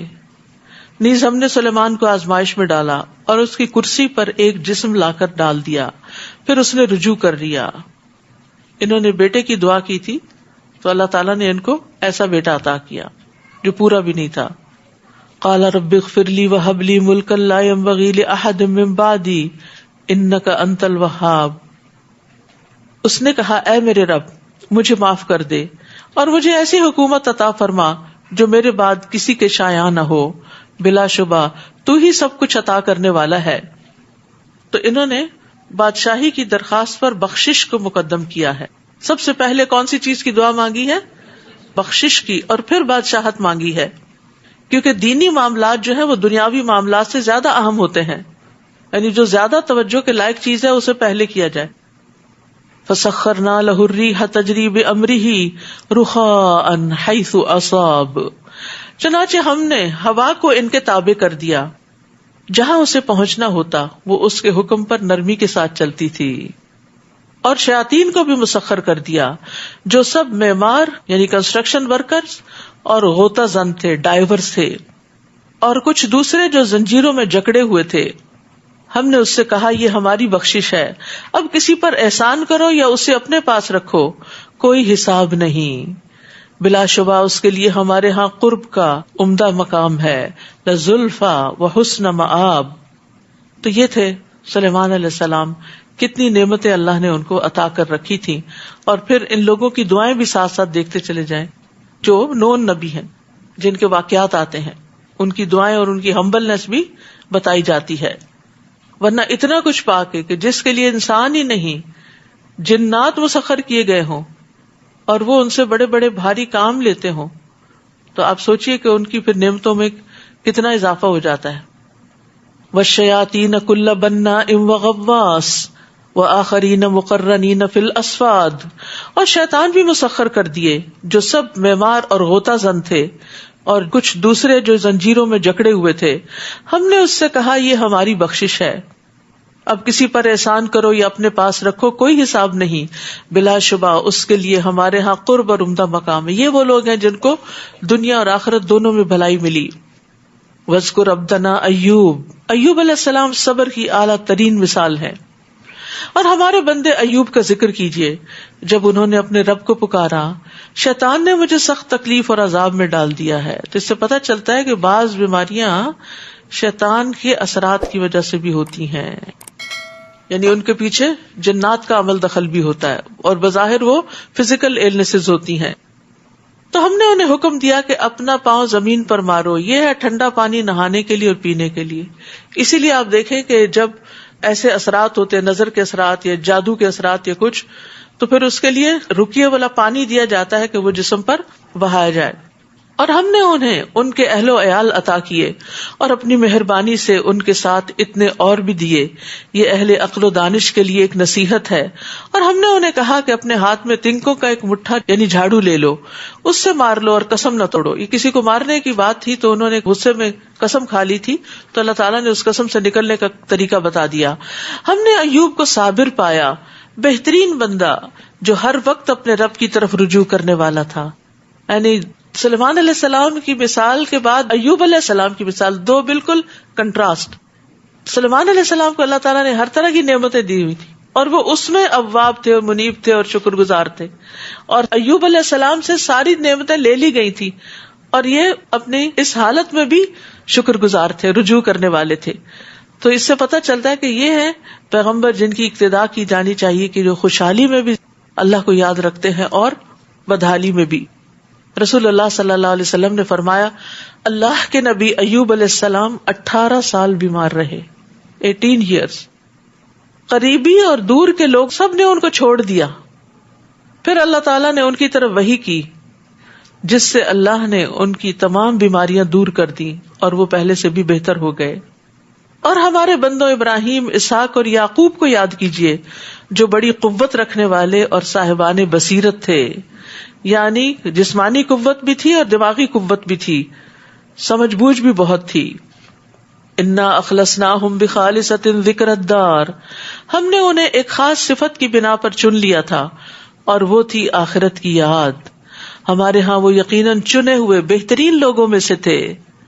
وَاذْكُرْ إِسْمَاعِيلَ وَالْيَسَعَ وَذَا الْكِفْلِ وَكُلٌّ مِّنَ الْأَخْيَارِ. اور اسماعیل، الیسع اور ذوالکفل کا بھی ذکر کر دیجئے، ان میں سے ہر ایک نیک تھا. یہ تو ان کا ذکر ہے، جبکہ حقیقت یہ ہے کہ سب پرہیزگاروں کے لیے اچھا ٹھکانہ ہے. جو بھی ان انبیاء کے طریقے پر چلے گا وہ اچھے انجام کو پہنچے گا.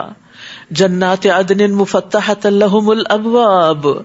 یعنی ہمیشہ رہنے والے باغ جن کے دروازے ان کے لیے کھلے ہوں گے. جنت کے 8 دروازے ہیں اور ان کی چوڑائی بھی بہت بڑی ہے. نبی صلی اللہ علیہ وسلم نے فرمایا اس ذات کی قسم جس کے ہاتھ میں میری جان ہے، یقیناً جنت کے دروازوں کے دونوں کناروں میں اتنا فاصلہ ہے جتنا مکہ اور ہمیر میں یا مکہ اور بصرہ میں ہے. یعنی ایک دروازہ اتنا بڑا. اور جنت کے دروازوں کے نام بھی ہے، کوئی باب الصلاۃ ہے، کوئی باب الریان ہے، کوئی باب الجہاد ہے، کوئی باب الصدقہ ہے. کچھ خوش نصیب ایسے ہوں گے جنہیں ہر دروازے سے بلایا جائے گا، اور جنت کے دروازوں پر اعمال کے اجر کی فہرست بھی ہوگی. ایک آدمی جنت میں داخل ہوا اور دیکھا کہ اس کے دروازے پہ لکھا ہوا ہے صدقہ کا ثواب 10 گنا اور قرضے کا ثواب 18 گنا. یعنی اگر وہ کسی کو قرضہ دیتا ہے تو ہر روز اس کے اجر میں 18 گنا اضافہ ہوتا رہتا ہے. وہ ان میں تکیہ لگائے ہوئے ہوں گے اور وہاں بہت سے لذیذ میوے اور مشروب طلب کریں گے. نیز ان کے پاس نگاہیں جھکانے والی ہم عمر بیویاں ہوں گی. یہ وہ چیزیں ہیں جن کا روز حساب کے لیے تم سے وعدہ کیا جاتا ہے. یہ جو نگاہ جھکانے والی بات ہے نا، یہ دوسری دفعہ آ رہی ہے. اب عورت کا حسن جو ہے وہ اس کی حیا میں ہے کہ بلا وجہ مردوں کو نہ دیکھے، بات بھی کرے تو اس طرح یعنی چہرے پہ آنکھیں گاڑ کے نہیں دیکھے. اور ایک اور معنی اس کا یہ ہے کہ وہ اپنے شوہر ہی کی طرف دیکھنے والی ہوں گی، کسی اور مرد کی چاہت نہیں رکھنے والی ہوں گی. یہ جنت میں جانے والی خواتین کی خاص خوبی ہے. ان ھذا لرزقنا ما له من نفاد ھذا وان للطاغین لشر مآب. بلا شبہ یہ ہمارا رزق ہے جو کبھی ختم نہ ہوگا. یہ تو تھا پرہیزگاروں کا انجام اور سرکشوں کے لیے بہت برا ٹھکانہ ہوگا، یعنی دوزخ جس میں وہ داخل ہوں گے، جو بہت بری جگہ ہے. یہ ہے ان کا انجام. اب وہ مزہ چکھیں کھولتے ہوئے پانی کا اور پیپ کا اور ایسی ہی کئی قسم کی دوسری چیزوں کا. دیکھو یہ ایک اور لشکر تمہارے پیروں کا تمہارے ساتھ گھسا چلا آ رہا ہے، انہیں کوئی خوش آمدید نہیں. یہ بھی دوزخ میں آ رہے ہیں. ان جنتیوں کو کیسے مرحبا کیا جائے گا کہ ہر دروازے سے پکارا جائے گا، اور یہاں ان کو ویلکم نہیں کیا جائے گا. آنے والے پہلوں کو کہیں گے نہیں، بلکہ تمہارے ہی لیے خوش آمدید نہ ہو، تم ہی ہمارے لیے اس عذاب کے پیش رو بنے جو اتنی بری قرارگاہ ہے. پھر وہ دعا کریں گے اے ہمارے رب، ہمارے لیے جو اس عذاب کا پیش رو بنا، لیڈر بنا، اسے دوزخ میں آگ میں دگنا عذاب دے. نیز وہ کہیں گے کیا بات ہے کہ ہمیں وہ آدمی نظر نہیں آ رہے جنہیں ہم برے لوگوں میں شمار کرتے تھے، یعنی جن کو دنیا میں ہم کوئی درجہ نہیں دیتے تھے، انہیں بدبخت سمجھتے تھے کیونکہ انہوں نے اسلام کی خاطر اپنی لذتیں قربان کر رکھی تھی، تنگ دستی کی زندگی پر راضی ہو گئے تھے. کیا ہم یوں ہی ان کا مذاق اڑاتے رہے، یا اب ہماری نگاہیں ہی ان سے پھر گئی ہیں؟ یہ بات یقیناً سچ ہے کہ دوزخی باہم ایسے ہی جھگڑتے ہوں گے.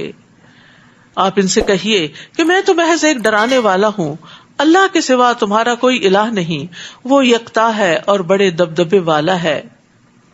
وہ آسمان و زمین اور جو کچھ ان کے درمیان ہے سب کا رب ہے، غالب ہے، وہ معاف کرنے والا ہے. آپ ان سے کہیے یہ ایک بہت بڑی خبر ہے جس سے تم اعراض کر رہے ہو. مجھے تو عالم بالا کے متعلق کچھ علم نہ تھا جبکہ وہ جھگڑ رہے تھے. مجھے تو صرف اس لیے وحی کر دی جاتی ہے کہ میں کھلم کھلا ڈرانے والا ہوں. جب آپ کے رب نے فرشتوں سے کہا تھا میں مٹی سے ایک انسان بنانے والا ہوں، تو جب میں اسے ٹھیک ٹھاک کر دوں اور اس میں اپنی روح پھونک دوں تو تم اس کے سامنے سجدہ ریز ہو جانا. چنانچہ سب فرشتوں نے مل کر اسے سجدہ کیا سوائے ابلیس کے جو اکڑ بیٹھا اور کافروں میں سے ہو گیا. اللہ تعالیٰ نے اس سے پوچھا اے ابلیس، جس انسان کو میں نے اپنے ہاتھوں سے بنایا اسے سجدہ کرنے سے تجھے کس بات نے روک دیا؟ کیا تو بڑا بننا چاہتا ہے یا تو ہے ہی اونچا درجہ رکھنے والوں میں سے؟ کہنے لگا میں اس سے بہتر ہوں کیونکہ تو نے مجھے آگ سے پیدا کیا اور اسے مٹی سے پیدا کیا. اللہ تعالیٰ نے فرمایا نکل جا یہاں سے، تو مردود ہے اور روز قیامت تک تجھ پر میری لعنت ہے. وہ کہنے لگا میرے رب پھر مجھے اس وقت تک مہلت دے دے جب لوگ دوبارہ اٹھائے جائیں گے. فرمایا اچھا تمہیں مہلت دی جاتی ہے اور اس دن تک جس کا وقت مجھے معلوم ہے. وہ کہنے لگا تیری عزت کی قسم میں سب انسانوں کو گمراہ کر کے چھوڑوں گا، یعنی خواہشات کو مزین کر کے دکھا کے، برے کاموں کو اچھا بنا کے. الا عبادک منہم المخلصین، سوائے تیرے ان بندوں کے جنہیں تو نے خالص کر لیا ہے. حق بات یہ ہے اور میں حق ہی کہا کرتا ہوں کہ میں جہنم کو تجھ سے اور ان سب لوگوں سے بھر دوں گا جو تیری پیروی کریں گے. اس لیے ہمیں شیطان کی پیروی کرنے سے ہر حال میں بچنا چاہیے. تو انشاءاللہ رمضان کے بعد مقائد الشیطان کورس پیش کیا جائے گا، جس میں شیطان کی چالوں کے بارے میں تفصیل سے بتایا جائے گا کہ شیطان کیا کیا کرتا ہے. قرآن و سنت کی روشنی میں جو معلومات ہمیں شیطان سے متعلق ملتی ہیں کہ کس کس طرح وہ بہکاتا ہے، ان کے بارے میں آگہی دی جائے گی انشاءاللہ. آپ ان سے کہہ دیجئے کہ میں اس تبلیغ کے کام پر تم سے کوئی اجر نہیں مانگتا، نہ ہی میں تکلف کرنے والوں میں سے ہوں. یعنی پیغمبر جو ہے وہ بناوٹ نہیں کرتے، تکلف نہیں کرتے، بلکہ ان کی زندگی تکلفات سے پاک ہوتی ہے. ان کا کلام بھی، ان کا رہن سہن بھی، لباس بھی، کھانا پینا بھی. مسروق کہتے ہیں کہ ہم عبداللہ بن مسعود کی خدمت میں حاضر ہوئے. انہوں نے کہا، اے لوگو، جس شخص کو کسی چیز کا علم ہو تو وہ اسے بیان کرے، اگر علم نہ ہو تو کہے اللہ ہی زیادہ جانتا ہے. کیونکہ یہ بھی علم ہے کہ جو چیز نہ جانتا اس کے بارے میں کہے کہ اللہ زیادہ جانتا ہے، یہ بھی علم والا ہی کہتا ہے. تو اللہ تعالیٰ نے اپنے نبی سے بھی کہہ دیا، آپ کہہ دیجئے کہ میں تم سے اس پر کوئی اجرت نہیں چاہتا، نہ میں بناوٹ کرنے والوں میں سے ہوں. ان ہوا الا ذکر للعالمین ولتعلمن نبأہ بعد حین، مگر یہ تمام جہان والوں کے لیے نصیحت ہے، کچھ مدت بعد تمہیں خود ہی اس خبر کی صداقت معلوم ہو جائے گی. سورۃ الزمر. بسم اللہ الرحمن الرحیم. تنزیل الکتاب من اللہ العزیز الحکیم، یہ کتاب اللہ تعالی غالب اور حکمت والے کی طرف سے نازل شدہ ہے. ہم نے اس کتاب کو آپ کی طرف حق کے ساتھ نازل کیا ہے، لہٰذا آپ خالصتاً اس کی حاکمیت تسلیم کرتے ہوئے صرف اسی کی عبادت کیجیے. الا للہ الدین الخالص، یاد رکھو دین خالص اللہ ہی کے لیے ہے، خالص بندگی اسی کا حق ہے. اور جن لوگوں نے اللہ کے علاوہ اور کارساز بنا رکھے ہیں وہ کہتے ہیں ہم تو ان کی عبادت صرف اس لیے کرتے ہیں کہ وہ ہمیں اللہ سے قریب کر دیں. جن باتوں میں یہ اختلاف کر رہے ہیں یقیناً اللہ ان کے درمیان فیصلہ کر دے گا. اللہ ایسے شخص کو ہدایت نہیں دیتا جو جھوٹا اور حق کا منکر ہو. تو یہاں بھی آپ دیکھیے کہ دین کو اللہ کے لیے خالص کرنے کا حکم ہے، یعنی ہر عمل کے لیے نیت خالص ہونی چاہیے، کیونکہ اعمال کا دار و مدار نیتوں پر ہے. رسول اللہ صلی اللہ علیہ وسلم نے فرمایا، بے شک اللہ صرف وہ عمل قبول کرتا ہے جو خالص اس کے لیے ہو اور اس کا چہرہ چاہنے کے لیے کیا جائے. لیکن اگر کسی کی خواہش یا تمنا یہ ہو کہ لوگوں کے چہرے اپنی طرف متوجہ کر لے تو پھر اس کام میں برکت نہیں ہوتی، اس کا اجر نہیں ہوتا. تمام انبیاء کا وصف تھا اخلاص کے ساتھ کام کرنا، اسی لیے انہوں نے کہا میرا اجر اللہ کے ذمہ ہے. انسان جب بندوں سے توقعات ہٹا کے صرف اللہ کی طرف اپنی توجہ کر لیتا ہے تو پھر اللہ سبحانہ وتعالیٰ اس سے راضی ہو جاتا ہے. لو اراد اللہ ان یتخذ ولدا لاصطفى مما يخلق ما يشاء سبحانہ هو اللہ الواحد القہار. اللہ اگر کسی کو بیٹا بنانا چاہتا تو وہ اپنی مخلوق میں سے جسے چاہتا چن سکتا تھا، مگر وہ تو ایسی باتوں سے پاک ہے، وہ یکتا ہے، سب پر غالب ہے. اس نے زمین اور آسمان کو حق کے ساتھ پیدا کیا، وہ رات کو دن پر اور دن کو رات پر لپیٹتا ہے. اسی نے سورج اور چاند کو مسخر کیا، ہر ایک وقت مقرر تک یوں ہی چلتا رہے گا. یاد رکھو وہی سب پر غالب اور بخش دینے والا ہے. اس نے تمہیں ایک جان سے پیدا کیا، پھر اس سے اس کی بیوی بنائی اور تمہارے لیے مویشیوں میں سے 8 نر اور مادہ پیدا کیے. وہ تمہیں تمہاری ماؤں کے پیٹوں میں 3 تاریک پردوں میں، پیٹ کی اپنی لیئر، پھر اس کے بعد رحم ہوتا ہے اور اس کے بعد سیک ہوتا ہے جو لیکوڈ ہوتا ہے سیک کے اندر، ان سب کے اندر بچے کو رکھا. وہ لیکوڈ اس لیے ہوتا ہے تاکہ جو ماں اٹھتی بیٹھتی چلتی ہے تو وہ شوق سے اس کو بچاتا ہے، وہ کشن کا کام کرتا ہے. تو یہ اللہ سبحانہ تعالیٰ کی خاص حفاظت ہے جو اللہ نے تخلیق سے پہلے بندے کے لیے ماں کے پیٹ میں رکھی. 3 تاریک پردوں میں ایک کے بعد دوسری شکل دیتے ہوئے پیدا کرتا ہے. یعنی پہلے انسان نطفہ ہوتا ہے، پھر علقہ ہوتا ہے، پھر مضغہ ہوتا ہے، پھر عظام ہوتا ہے، پھر ہر کچھ ہفتے کے بعد اس کی تخلیق بدلتی جاتی ہے یہاں تک کہ اس کے ہاتھ پاؤں نمایاں ہو جاتے ہیں. یہ ہے اللہ تمہارا رب، بادشاہی اسی کی ہے، اس کے علاوہ کوئی الہ نہیں. پھر تم کہاں سے پھیر دیے جاتے ہو؟ اگر تم کفر کرو تو اللہ یقیناً تم سے بے نیاز ہے، لیکن وہ اپنے بندوں کے لیے کفر پسند نہیں کرتا، اور اگر تم شکر کرو تو وہ اسے تمہارے لیے پسند کرتا ہے۔ تو ناشکری پسند نہیں، شکر پسند ہے۔ کوئی بوجھ اٹھانے والا کسی دوسرے کا بوجھ نہیں اٹھائے گا، پھر تمہیں اپنے رب ہی کے پاس واپس جانا ہے، وہ تمہیں بتائے گا کہ تم کیا کرتے رہے ہو، بلا شبہ وہ سینوں کے راز تک جانتا ہے۔ اللہ سبحانہ و تعالیٰ نے ہمیں نعمتیں دی اس لیے ہے کہ ہم اس کو یاد رکھیں اور شکر ادا کریں۔ یاد رکھیے، کھانے والا شکر گزار جو ہوتا ہے، یعنی کھانا کھا کر جو شکر ادا کر دیتا ہے، وہ صبر کرنے والے روزہ دار کے برابر ہے، یعنی اتنا اجر ہے شکر کا بھی، یعنی کھا کر شکر ادا کرنا بھی اجر کا باعث ہے، جیسے نہ کھا کر صبر کرنا۔ شیطان کا ہدف کیا ہے کہ بندوں کو ناشکرا بنائے، وَلَا تَجِدُ أَكْثَرَهُمْ شَاكِرِينَ۔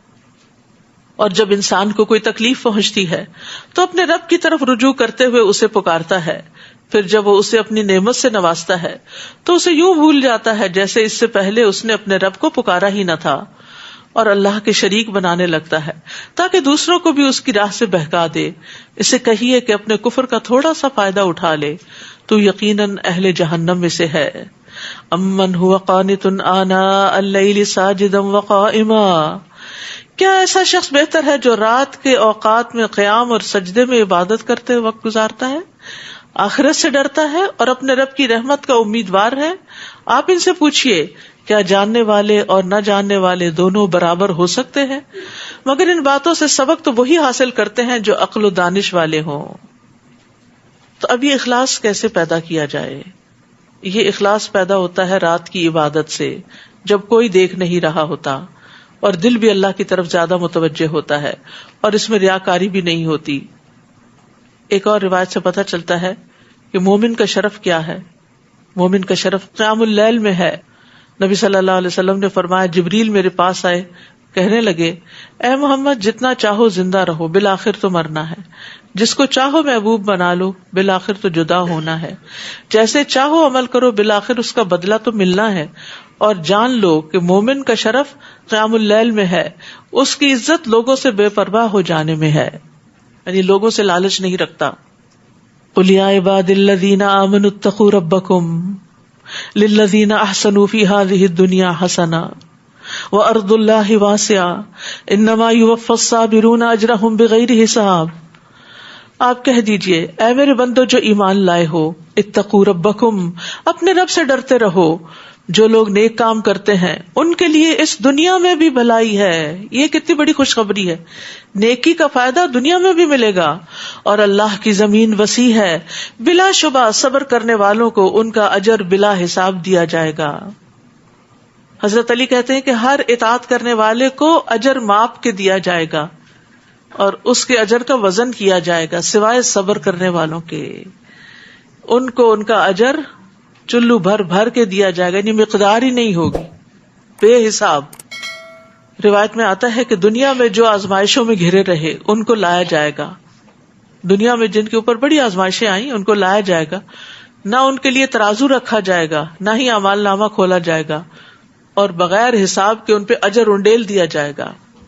یہاں تک کہ ان آزمائشوں والوں کی فضیلت کو دیکھ کر جو لوگ دنیا میں تندرست اور صحت مند تھے وہ وہاں آرزو کریں گے کاش ان کے جسموں کو بھی کینچیوں سے کاٹ دیا جاتا تو ایسا ہی اجر ملتا جیسے یہ لوگ پا رہے ہیں، یعنی کاش دنیا میں ہم پہ مصیبتیں آئی ہوتی۔ اس کا مطلب نہیں کہ مصیبت مانگی جائے، لیکن بندہ مومن پہ ہر وقت کوئی نہ کوئی مشکل آئی رہتی ہے، کبھی اولاد کی طرف سے، کبھی اپنے آپ کی طرف سے، کبھی عبادت مشکل ہو جاتی ہے، کبھی روزہ لگنے لگتا ہے، کبھی نیند آنے لگتی ہے، کبھی کچھ اور۔ تو ایسی ساری چیزیں جو ہیں انسان کا امتحان ہوتی ہیں، اور پھر ان امتحانوں میں انسان اگر صبر کر کے اپنا کام جاری رکھے، اللہ کی عبادت کرتا رہے، اطاعت کرتا رہے، اس سے مغلوب نہ ہو جائے، تو یہ صبر ہے۔ آپ کہیے مجھے تو یہ حکم ہوا ہے کہ میں خالصتاً اسی کی حاکمیت تسلیم کرتے ہوئے اس کی عبادت کروں، اور یہ بھی کہ سب سے پہلے میں خود مسلم بنوں۔ آپ کہہ دیجئے اگر میں اپنے رب کی نافرمانی کروں تو بڑے دن کے عذاب سے ڈرتا ہوں۔ آپ کہیے میں تو اپنے دین کو خالص کرتے ہوئے اللہ کی عبادت کرتا ہوں۔ تم اسے چھوڑ کر جس کی عبادت کرنا چاہتے ہو کرتے رہو۔ نیز کہیے کہ اصل میں تو خسارہ اٹھانے والے وہ لوگ ہیں جنہوں نے قیامت کے دن اپنے آپ کو اور اپنے گھر والوں کو خسارے میں ڈال دیا۔ دیکھو یہی بات صریح خسارہ ہے، ان کے اوپر بھی آگ کے سائبان ہوں گے اور ان کے نیچے بھی. اسی بات سے اللہ اپنے بندوں کو ڈراتا ہے، اے میرے بندو مجھ سے ڈرتے رہو. اللہ تعالیٰ آگ سے ڈراتا ہے، تو اس لیے ہمیں کہنا کہ نہیں آگ کا ذکر مت کرو، جہنم کی باتیں نہ کیا کرو، تو کیسے نہ کرے جب اللہ تعالیٰ نے خود کر دی. کیونکہ خوف انسان سے وہ کچھ کروا لیتا ہے جو امن چین سے انسان کرنے والا نہیں ہوتا. تو اللہ تعالیٰ انسان کو جہنم کا خوف اس لیے دلاتے ہیں تاکہ انسان کے اعمال درست ہوں. ان کے اوپر بھی آگ کے سائبان ہوں گے، ان کے نیچے سے بھی. استغفر اللہ، توبہ توبہ توبہ. اس دن میں نے آپ کو مثال دی تھی نا کہ جیسے کسی کمرے میں آپ کھڑے ہیں اور آگ لگ گئی اور دروازے بند ہیں، نکلنے کا کوئی راستہ نہیں، تو انسان کے اوپر کیا گزرے گی. کسی وقت کھڑے ہو کے امیجن کرے تنہائی میں، تو ہم وہ جہنم کی آگ نہیں برداشت کر سکتے، اس سے ڈرنا ہی چاہیے. اور جن جن چیزوں پر جہنم کی آگ کی بات کی گئی ہے ان کو چھوڑ دینا چاہیے. اور جو لوگ طاغوت کی عبادت کرنے سے بچے رہتے ہیں اور اللہ کی طرف رجوع کر لیا، ان کے لیے بشارت ہے. لہٰذا میرے بندوں کو بشارت دے دیجئے جو بات کو توجہ سے سنتے ہیں پھر اس کے بہترین پہلو کی پیروی کرتے ہیں. یہی وہ لوگ ہیں جنہیں اللہ نے ہدایت بخشی اور یہی عقل مند ہیں. یعنی احسن عمل کرنے والے وہی بہترین لوگ ہیں. افمن حق علیہ کلمۃ العذاب افانت تنقذ من فی النار. کیا جس شخص پر عذاب کی بات ثابت ہو چکی ہو تو اے نبی کیا آپ ایسے شخص کو چھڑا سکتے ہیں جو آگ میں گر چکا ہو. استغفر اللہ. لیکن الذین اتقوا ربهم لهم غرف من فوقها غرف مبنیۃ تجری من تحتها الانہار وعد اللہ لا یخلف اللہ المیعاد. لیکن جو لوگ اپنے رب سے ڈرتے رہے ان کے لیے بالا خانے ہیں جن کے اوپر بالا خانے بنے ہوئے ہیں، ان کے نیچے نہریں بہ رہی ہیں. یہ اللہ کا وعدہ ہے اور اللہ اپنے وعدے کی خلاف ورزی نہیں کرتا. کیا تم دیکھتے نہیں کہ اللہ آسمان سے پانی برساتا ہے، بارش برستی ہے، پھر زمین میں چشمے بنا کر اس پانی کو آگے چلا دیتا ہے، پھر اس سے مختلف رنگوں کی کھیتی پیدا کر دیتا ہے، پھر وہ جوبن پر آتی ہے، پھر تم دیکھتے ہو کہ وہ زرد پڑ جاتی ہے، پھر وہ اسے بھس بنا دیتا ہے. بلا شبہ اہل عقل کے لیے اس میں ایک سبق ہے کہ کس طرح انسان دنیا کی رونقیں دیکھتا ہے اور پھر وہ ساری ایک کے بعد ایک اس کے لیے بے معنی ہو جاتی ہیں. افمن شرح اللہ صدرہ للاسلام. بھلا جس شخص کا سینہ اللہ نے اسلام کے لیے کھول دیا ہو اور وہ اپنے رب کی طرف سے ایک روشنی پر ہو، اس شخص کی طرح ہو سکتا ہے جو کوئی سبق نہیں لیتا. لہٰذا ان لوگوں کے لیے ہلاکت ہے جن کے دل اللہ کے ذکر سے اور سخت ہو جاتے ہیں، یہی لوگ صریح گمراہی میں ہیں. تو یہ جو شرح صدر کی بات کی گئی نا، تو شرح صدر کب ہوتا ہے، کس کے سینہ اللہ کھول دیتا ہے؟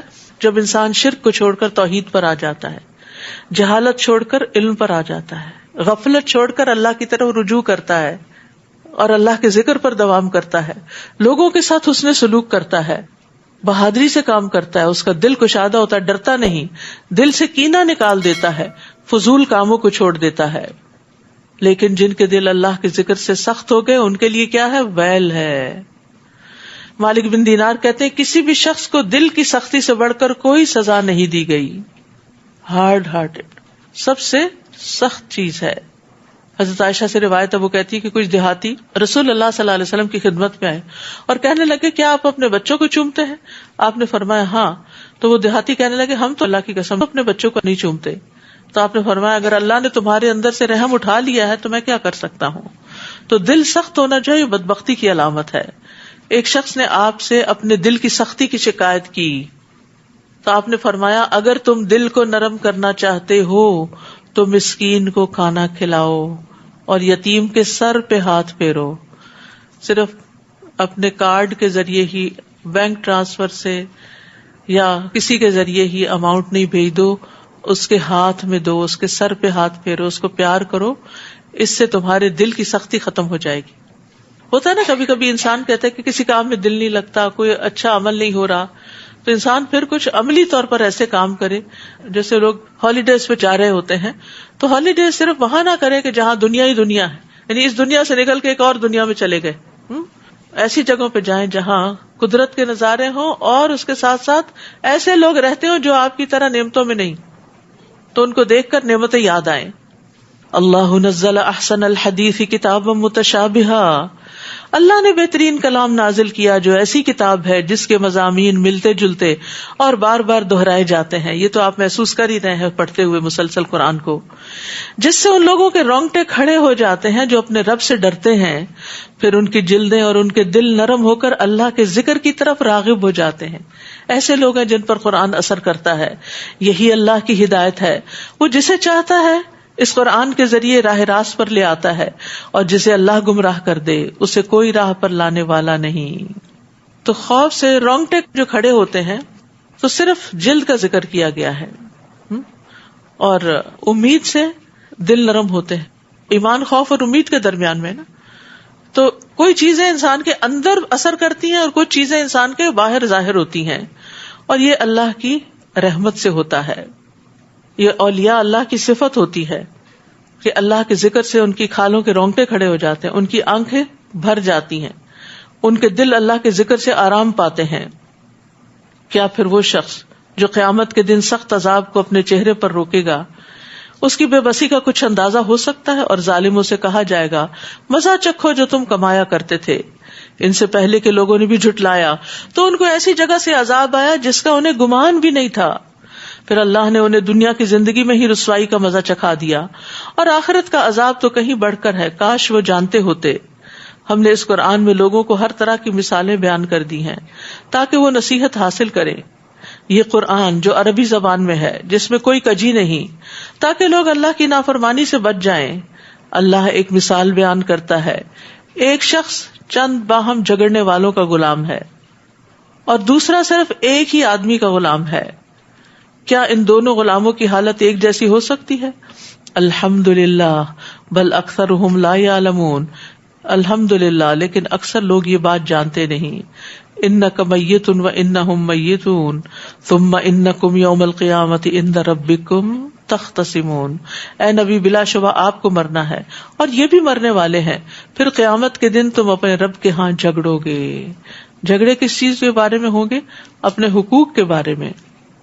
رسول اللہ صلی اللہ علیہ وسلم نے فرمایا قیامت کے دن تم لوگوں سے حقداروں کے حقوق ادا کروائے جائیں گے, یہاں تک کہ بغیر سینگ والی بکری کا بدلہ سینگ والی بکری سے لیا جائے گا. استغفر اللہ. رسول اللہ صلی اللہ علیہ وسلم نے یہ بھی فرمایا کہ جس کی موت ایسی حالت میں آئے کہ اس کے ذمے 1 دینار اور 1 درہم بھی ہو تو اس کی ادائیگی اس کی نیکیوں سے کی جائے گی, کیونکہ وہاں دینار اور درہم نہیں ہوں گے. اگر کسی کا قرض دینا ہے تو وہ چکا دیا جائے, کسی کی کوئی امانت رکھی ہوئی ہے تو وہ واپس کر دی جائے. لیکن غفلت کی زندگی نہایت نقصان دہ زندگی ہے. اللہ تعالی ہمیں اس سے بچائے. آیات سکینہ جو آپ کو بتائی گئی تھی, سکینت والی آیات گھبراہٹ کے وقت پڑھنی ہے, وہ آ گیا کارڈ, آپ لے سکتے ہیں. وآخر دعوانا ان الحمد للہ رب العالمین. سبحانک اللہم وبحمدک اشہد ان لا الہ الا انت استغفرک واتوب الیک. السلام علیکم ورحمۃ اللہ وبرکاتہ.